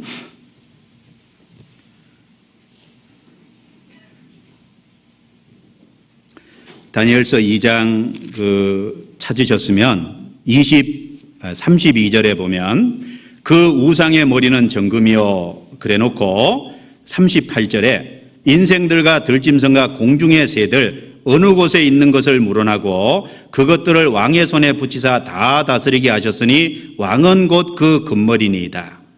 느부갓네살 왕, 그 일시적인 권세자, 그의 머리가 금머리다. 금머리로 묘사했는데 예수님은 44절입니다. 같이 읽어보죠. 이 열왕의 때에 하늘의 하나님이 한 나라를 세우시리니 이것은 영원히 망하지도 아니할 것이요 그 국권이 다른 백성에게로 돌아가지도 아니할 것이요 도리어 이 모든 나라를 쳐서 멸하고 영원히 설 것이라. 마지막에 하나님이 세우시는 한 나라가 나옵니다. 그 나라는 영원히 망하지 않습니다. 그 국권이 나라의 권세가 다른 나라에게 넘어가지 않는다. 영원히 설 것이다. 예수님은 영원한 권세자입니다. 예수님의 재림하실 때 바로 모든 그 권세가 예수님에게 넘어갈 겁니다. 다니엘서 7장입니다. 다니엘서 7장. 13절, 14절입니다. 13절, 14절 제가 읽습니다. 내가 또 밤 이상 중에 보았는데 인자 같은 이가 하늘 구름을 타고 와서 옛적부터 항상 계신 자에게 나와 그 앞에 인도되매 그에게 권세와 영광과 나라를 주고 모든 백성과 나라들과 각 방언하는 자로 그를 섬기게 하였으니 같이 읽습니다. 그 권세는 영원한 권세라 옮기지 아니할 것이요 그 나라는 패하지 아니할 것이라. 인자 같은 이가 하늘 구름을 타고 와서 항상 계신 분에게 인도되매 그 예수님에게 권세와 영광과 나라가 주어집니다. 영원한 권세죠. 우주적인 권세가 예수 그리스도에게 주어집니다. 머리는 정금입니다. 여러분, 부활하신 예수님이 제자들에게 하신 말씀을 기억합니까? 하늘과 땅의 모든 권세를 내게 주셨으니, 하늘과 땅의 모든 권세를 내게 주셨으니 너희는 가서 모든 족속으로 제자를 삼아. 하늘과 땅의 모든 권세가 예수님에게 위임됐습니다. 주어졌습니다. 여러분, 교회는 그 예수 그리스도의 권세로 보호되고 있는 겁니다. 음부의 권세가 이기지 못하리라. 그 교회는 그리스도의 권세 아래서 보호되고 있습니다. 그 권세를 진정으로 깨달은 사람은 사람을 두려워하지 않습니다. 그 권세를 깨달은 사람은 사람을 두려워하지 않죠. 그 권세를 깨달은 사람이 바로 사드락, 메삭, 아벳느고고 다니엘입니다. 그 권세를 깨달은 사람이 바로 예수님의 12제자 베드로, 야고보, 요한입니다. 예수님의 진정한 권세가 어떻다는 걸 깨달았기 때문에 그들은 사람을 두려워하지 않았습니다. 그 우상 앞에 절하라고 할 적에 집어던지면 하나님이 나를 건지실 겁니다. 건지지 아니하실지라도 왕의 신상에게 절하지 아니할 줄을 아옵소서. 아주 담대했습니다. 왜 그렇습니까? 우주적인 권세를 그리스도가 갖고 있다는 걸, 그 느부갓네살 왕의 권세보다 더 높은 권세가 바로 그리스도에게 주어져 있다는 걸 알기 때문에 사람의 권세에 두려워하지 않은 겁니다. 다니엘도 어떻게 행동했습니까? 다른 신에게 절하면 사자굴에 집어던지지 않는 걸 알고 있었습니다. 왕의 의인이 지켜서 조서가 이미 반포가 됐죠. 그럼에도 불구하고 여전히 창문을 열어놓고 예루살렘을 향해서 기도했습니다. 이유는 바로 그 왕의 의인이 찍힌 그 권세보다 더 높은 권세자가 계시다는 걸, 바로 그분이 자신의 아버지고 자신의 주인이라는 걸 인정했기 때문에 그렇습니다. 바울 사도 그리고 초대교회 베드로, 야고보, 요한 그 전도할 적에 대제사장과 그 하속들이 붙잡아서 예수의 이름으로 다시는 말하지 말라 그랬습니다. 그런데 너희 말 듣는 것이 하나님 말씀 듣는 것보다 어느 것이 옳은가 판단하라. 우리는 보고 듣는 걸 말하지 아니할 수 없다. 그 베드로, 야고보, 요한, 베드로, 요한, 이 사람이 왜 그렇게 담대할 수 있었냐면 바로 그 대제사장 권속들이 갖고 있는 권세보다 더 높은 그리스도의 권세를 정말 마음에 믿었기 때문에 그렇습니다. 여러분, 이 세상에 인간 권세자들이 가진 그 권세 위에 더 높은 권세를 가지신 금원 정금이신 영원한 지속성의 권세를 가지신 그리스도가 우리의 신랑이십니다. 그 하나님이 우리의 아버지십니다. 그런데 직장에 상사를 두려워하겠습니까? 그런데 정말 그리스도를 선포해야 되는데 내 주변의 권세자들이 그리스도를 선포하지 말라고 한다고 그리스도를 선포하지 않겠습니까? 결코 그럴 수 없는 겁니다. 왜? 복음 전하라는 건 그 세상의 권세자들을 초월한 하나님의 권세로 명령된 것이기 때문에 그렇다라는 걸 우리의 마음에 일깨우면 사람 앞에 두려워하지 않을 수 있습니다. 너희를 위로하는 자는 나연을 너희는 어떠한 자이기에 죽을 인생을 두려워하며 풀같이 될 인자를 두려워하느냐. 하늘을 펴고 땅의 기초를 정하고 너를 지은 자 여호와를 어찌하여 잊어버렸느냐. 우리가 여호와를 잊으면 바로 그 주님이 우리의 신랑 되신 분이 그런 권세를 쥐고 있다는 걸 우리가 잊어버리면 우리도 비겁해질 수 있다라고 생각합니다. 그러나 그 권세를 일깨울 때 담대할 수 있고 사람을 두려워하지 않을 수 있습니다. 사람을 두려워하면 올무에 걸리게 되거니와 여호와를 의지하는 자는 안전하리라라고 했습니다. 아가서 넘기겠습니다. 아가서 5장입니다.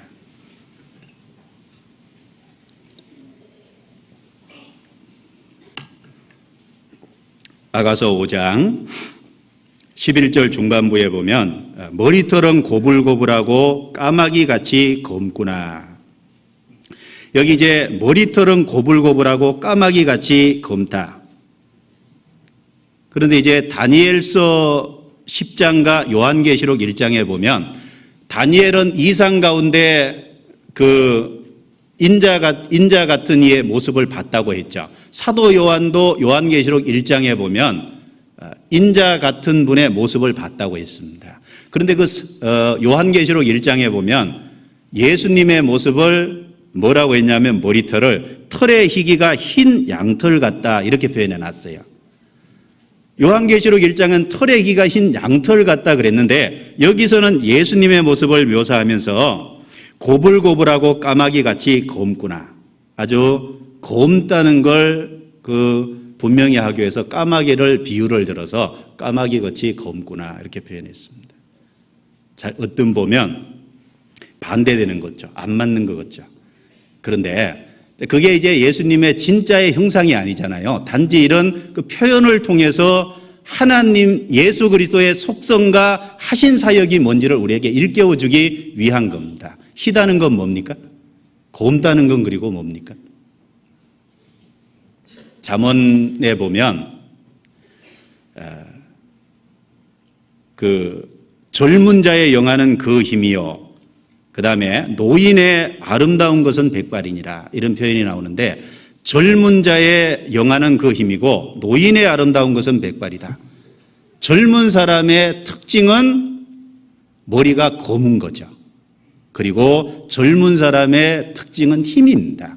검다는 건 젊다는 거고 힘을 상징하는 동시에 그리고 노인의 아름다운 것은 백발이라는 건 나이가 많이 들어서 백발을 가진 건 인생을 오래 살았다는 거고 경험이 많다는 겁니다. 예수님의 털의 희기가 흰 양털 같다는 건 예수님은 창조 전부터 계셨고 영원토록 계신 분입니다. 예수님은 나이가 많은데 제일 많으신 분이죠. 그러니까 예수님의 영원성과 지속성을 얘기하기 위해서 머리가 흰 양털 같다 이렇게 표현했고 머리털을 여기 검다고 표현한 건 바로 예수님의 힘과 능력을 얘기하기 위해서 머리털이 검다고 한 겁니다. 예수님은 능력을 갖고 있습니다. 그 능력을 갖고 있기 때문에 예수님이 우리에게 얘기했습니다. 자기를 앙망하라 그랬습니다. 앙망하면 그 힘을 주시겠다고 분명히 우리에게 선언하고 계십니다. 이사야 40장입니다. 넘겨보죠. 이사야 40장.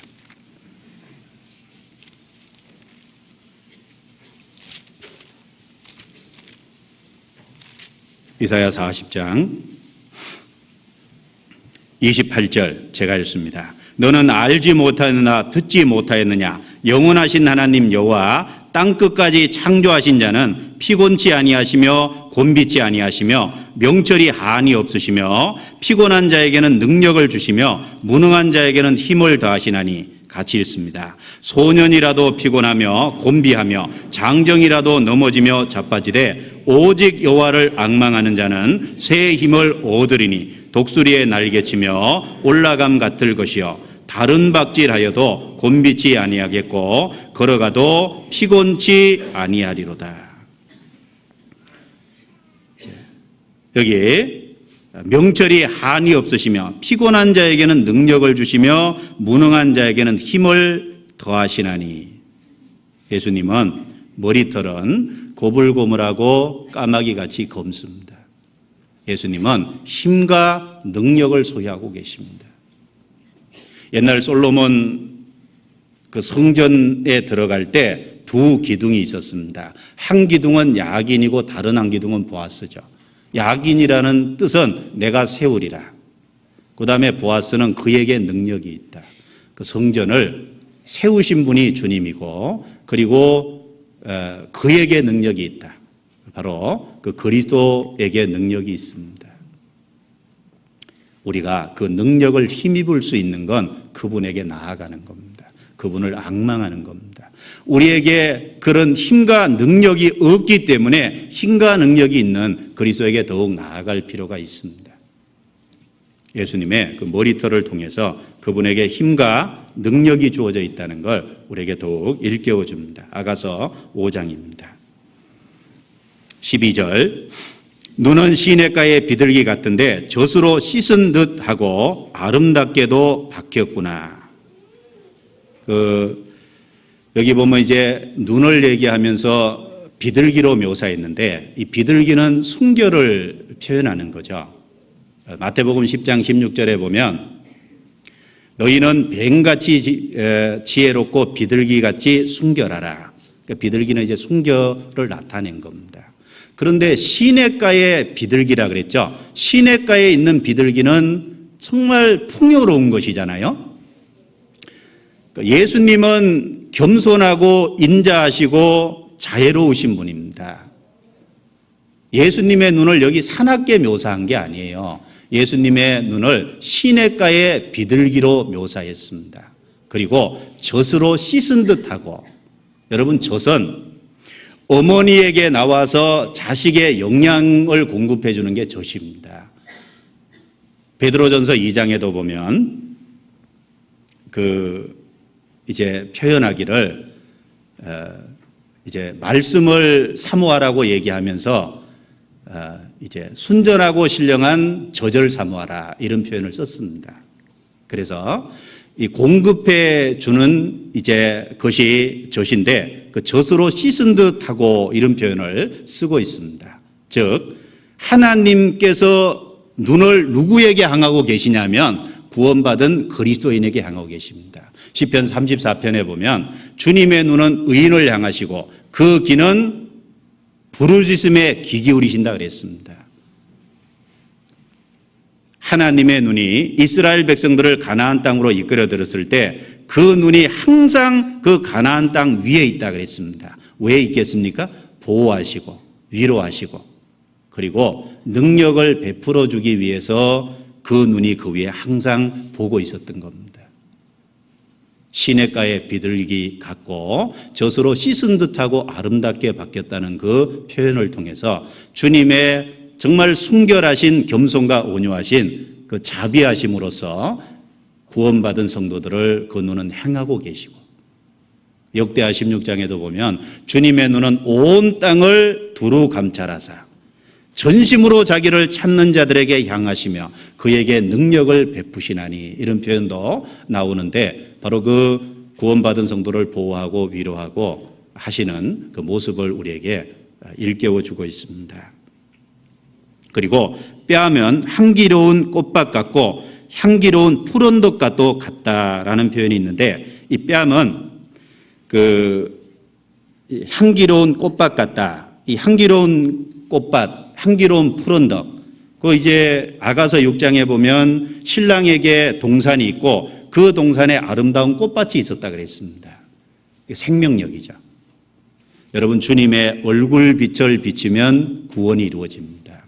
주님의 얼굴빛이 우리를 향해서 우리의 처져 있는 곳에 비치면 우리의 그 처져 있는 영혼이 다시 소생하죠. 주님의 얼굴빛이 우리에게 비칠 때 우리에게 힘이 공급됩니다. 생명력이 공급됩니다. 한번 찾아보겠습니다. 성경 10편 80편입니다. 10편 80편 찾아보죠.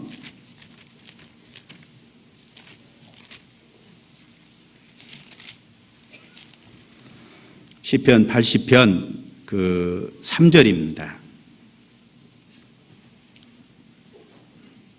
하나님이여 우리를 돌이키시고 주의 얼굴빛을 비치사 우리로 구원을 얻게 하소서.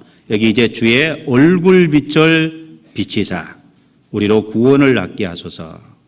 그 다음에 7절입니다. 만군의 하나님이여 우리를 돌이키시고 주의 얼굴빛을 비치사 우리로 구원을 얻게 하소서. 18, 19절 같이 읽겠습니다. 그러하면 우리가 주에게서 물러가지 아니하오리니 우리를 소생케 하소서. 우리가 주의 이름을 부르리이다. 만군의 하나님 여호와여 우리를 돌이키시고 주의 얼굴빛을 비치소서. 우리가 구원을 얻으리이다. 이런 표현들을 통해서 주님의 얼굴빛이 비치면, 주님의 빠면 향기로운 꽃밭 같고 향기로운 푸른덕, 정말 향기가 나는 꽃밭과 푸른덕은 생명력이 있는 것이잖아요. 주님의 얼굴이 우리를 향할 때, 주님의 은혜가 우리를 향할 때 구원이 이루어지고 동시에 신앙생활하는 가운데 처져 있다면 다시 소생할 수 있는 그 얼굴빛이 향할 때 그런 모습이 생길 겁니다. 그래서 그런 걸 우리에게 일깨워 주고 있습니다. 자, 아가서 5장 넘어가겠습니다. 5장 13절 중반입니다. 그 다음에 나오는 게 입술인데, 입술은 백합화 같고 모략의 즙이 뚝뚝 떨어진다. 그 다음에 16절에 보면 입은 심히 다니 그 전체가 사랑스럽구나. 입술하고 입이 나오는데 백합화 같다. 이 백합화 중에 하얀 백합만 있는 게 아니라 붉은색의 백합화도 있죠. 보셨어요? 제가 붉은색의 백합화가 있나 그래서 오늘 인터넷에 들어가서 봤는데 붉은색의 백합화가 진짜 있더라고요. 입술이 붉은데, 그리고 백합화는 정말 향기가 진하잖아요. 그리고 동시에 여기 몰약의 즙이 그 입술에서 뚝뚝 떨어진다 그랬는데, 몰약은 옛날에 방부제로 썼던 겁니다.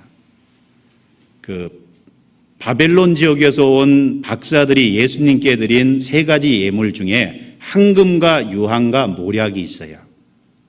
그 모략은 시체에 바르는 겁니다. 예수님이 죽고 난 뒤에 요한복음에 보면 니고데모가 약 100근 정도 되는 모략을 갖고 왔다. 시체에 바르기 위해서. 그런 이제 대목이 나옵니다. 이 모략은 방부제로 시체에 바르는 거고, 그리고 하나님께 향을 드릴 적에 그 향을 만드는 제조하는 재료 중에 들어가는 게 또 모략입니다. 여러분, 하나님께 나아가는 그 기도의 모습은 속죄를 근거로 사실 기도를 하잖아요. 예수님의 십자가의 죽음을 묘사하고 있는 거죠. 그런데 왜 입술에 모략의 즙이 뚝뚝 떨어지냐면 그 입술은 말이 나오는 곳이잖아요. 예수님의 십자가의 죽음과 부활, 그 사건을 입술로 증거하는 그 입술이 정말 향기로운, 주님의 입에서 나오는 그 은혜로운 사랑의 말씀이 정말 향기로운 걸 우리에게 얘기하고 있습니다. 그래서 시편 2편에 보면 너희는 그 입에 입 맞추라. 그렇지 않으면 진노하심이 심하리니, 이렇게 말씀하고 있습니다. 그리고 16절에 그 입은 심히 다니, 주님의 입에서 나오는 그 말씀은 정말 심히 답니다. 시편 19편에 말씀은 꿀과 송이꿀보다 더 달도다. 꿀과 송이꿀보다 더라 그랬죠. 더 달도다. 에스겔은 하나님의 말씀을 받아 먹으니까 내 입에 심히 달았다 그랬어요. 그리고 요한계시록의 사도 요한은 하나님이 주신 심판에 대한 책을 먹어버렸습니다. 그러니까 배는 쓸인데 입은 심이 달았다 그랬죠.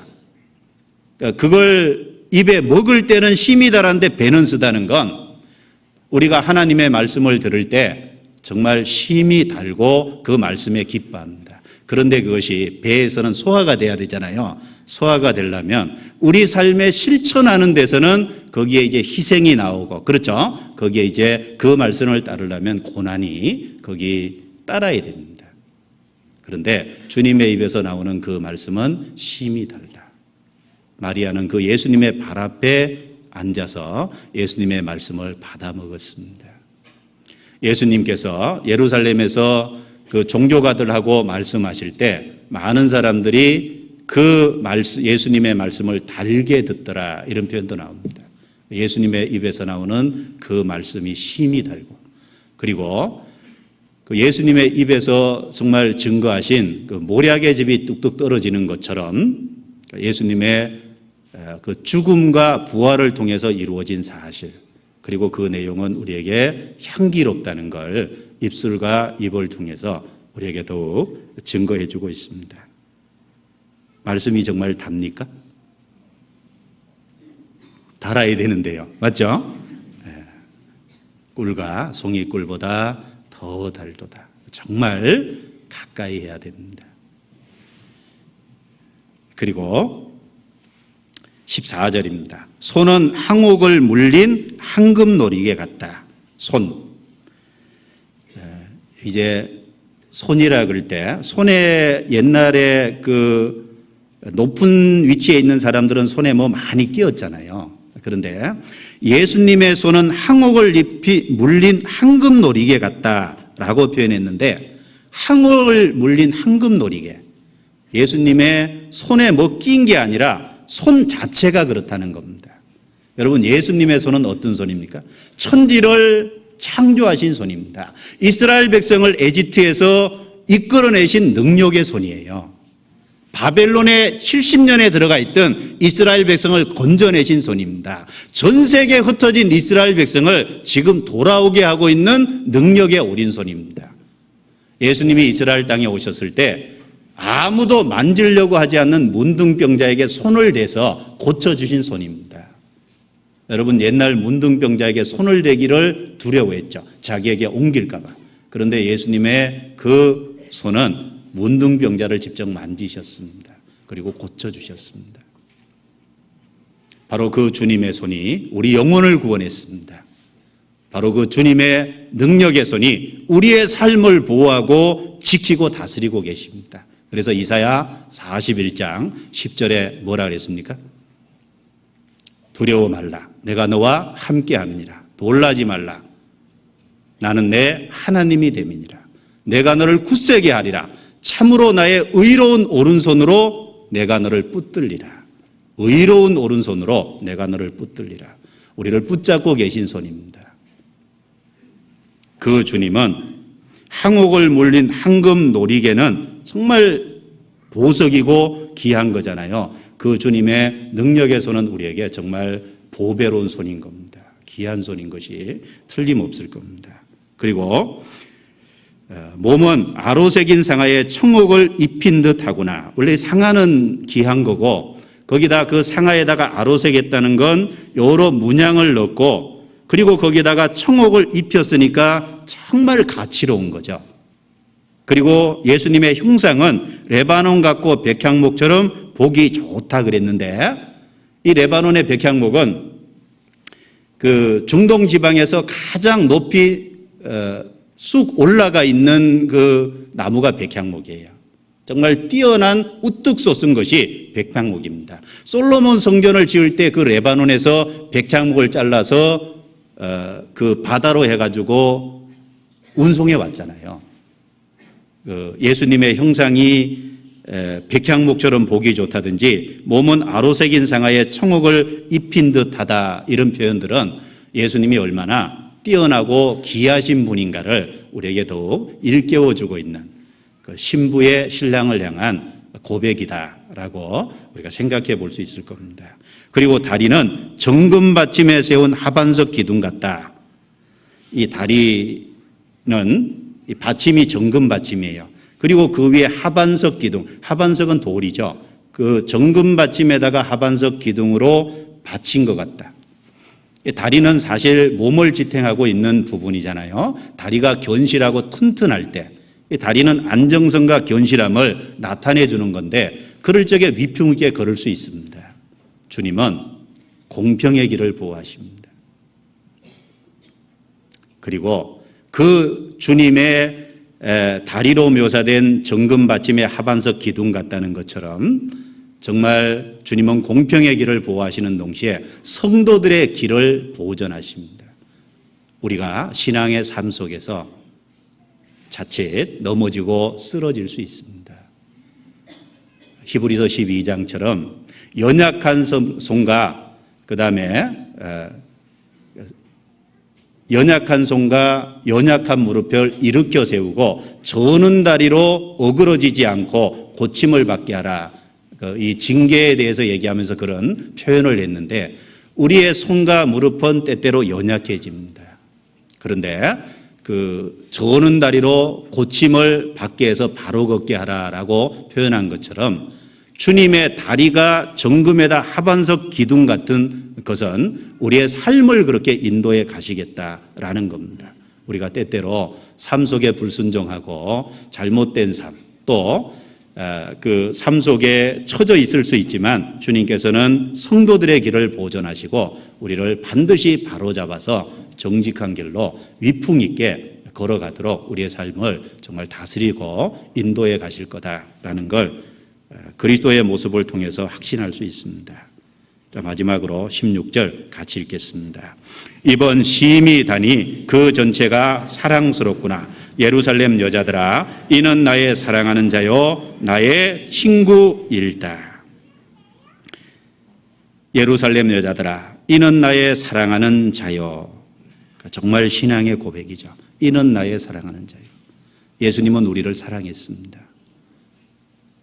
베드로는 주님이 내가 나를 사랑하느냐 묻는 질문에 제가 주님을 사랑합니다 라고 3번 반복했습니다.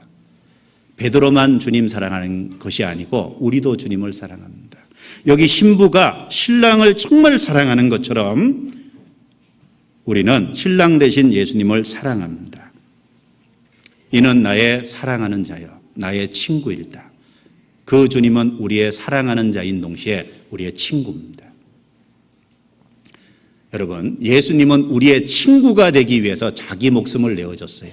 요한복음 15장에 보면 친구를 위하여 목숨을 버리면 이보다 더 큰 사랑이 없다 그랬습니다. 우리를 친구 삼기 위해서 예수님이 먼저 목숨을 내어주셨습니다. 우린 그 사랑을 받아들여서 주님의 친구가 됐습니다. 그런데 주님은 어떤 친구입니까? 주님은 우리 삶에 어떤 친구입니까? 주님은 부유하신 친구입니다.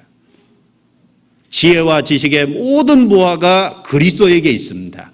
정말 우리의 친구 되신 주님은 풍요로운 친구입니다. 우리가 원하면 우리에게 주실 수 있는 것을 갖고 계신 친구입니다. 그리고 그 주님은 신실한 친구입니다.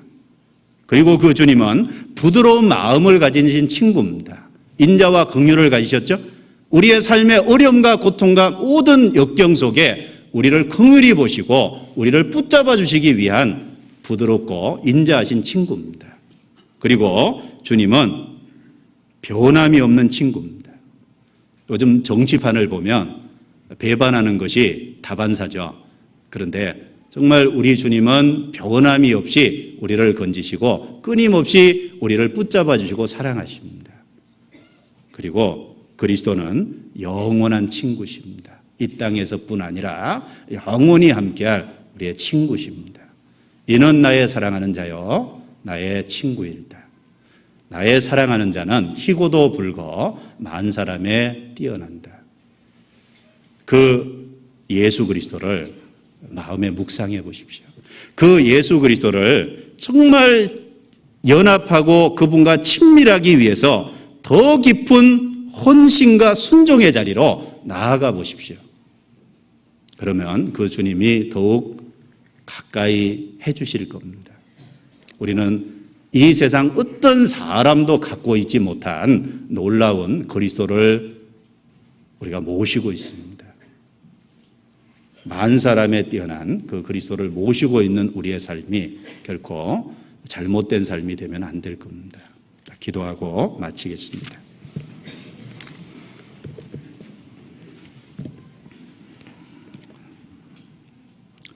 하나님 감사합니다. 술람미 여자가 신랑을 향한 사랑을 고백한 것처럼 참으로 우리의 삶에 소중하신 그리스도께서 우리의 삶에 들어와 주시고 우리를 구원해 주시고 우리의 삶에 함께해 주시는 거 너무나 감사합니다. 우리를 구원해 주신 주님을 생각할 때마다 은혜를 무엇으로 갚을 것이 없다는 것도 더욱 생각하게 됩니다. 우리의 남은 생에 주님에게 더욱 헌신하고 주님을 따라서 살아가기를 원합니다.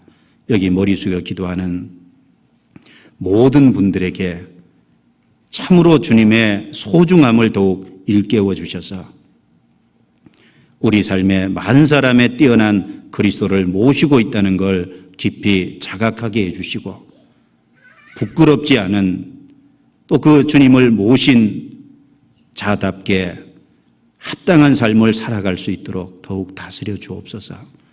그 주님을 다시 만날 때 칭찬과 기쁨 가운데 만날 수 있도록 우리 모두의 삶을 다스려 주시고 인도해 주옵소서. 한 주간 집회가 있는 모든 집회를 도와주옵소서. 우리의 삶을 다 주님의 손에 맡기고 의지합니다. 가정마다 일마다 때마다 함께해 주시고 이끌어 주옵소서. 우리를 구원해 주신 예수님 이름으로 기도드리옵니다. 아멘. 찬송가 하고 마치겠습니다. 88장입니다. 88장.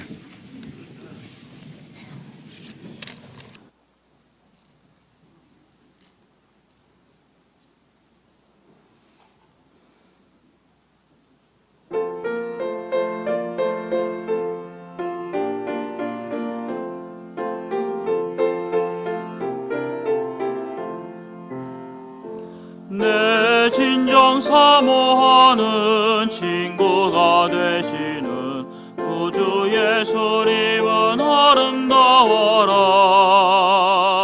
산 밑에 백합하여 빛나는 새벽별 주님 영원할 길 아주 없도다.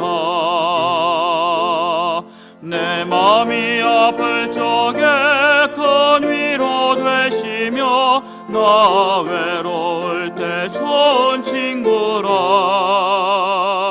주는 저 산 밑에 백합 빛나는 새벽별 이 땅 위에 비길 것이 없도다.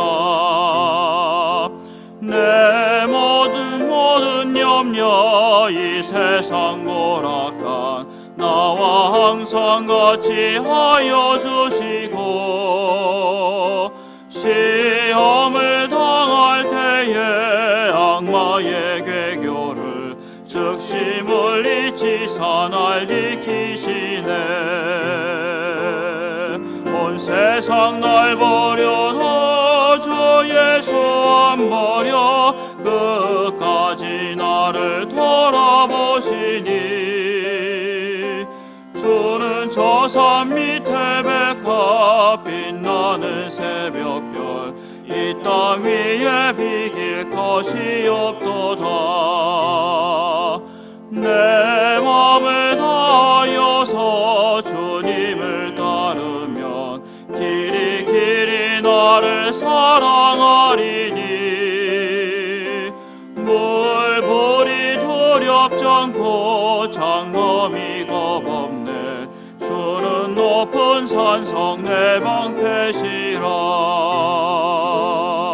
내 영혼 먹이시는 은혜 누리고 나 친히 주를 뵙기 원하네. 주는 저 산 밑에 백합 빛나는 새벽별 이 땅 위에 비길 것이 없도다.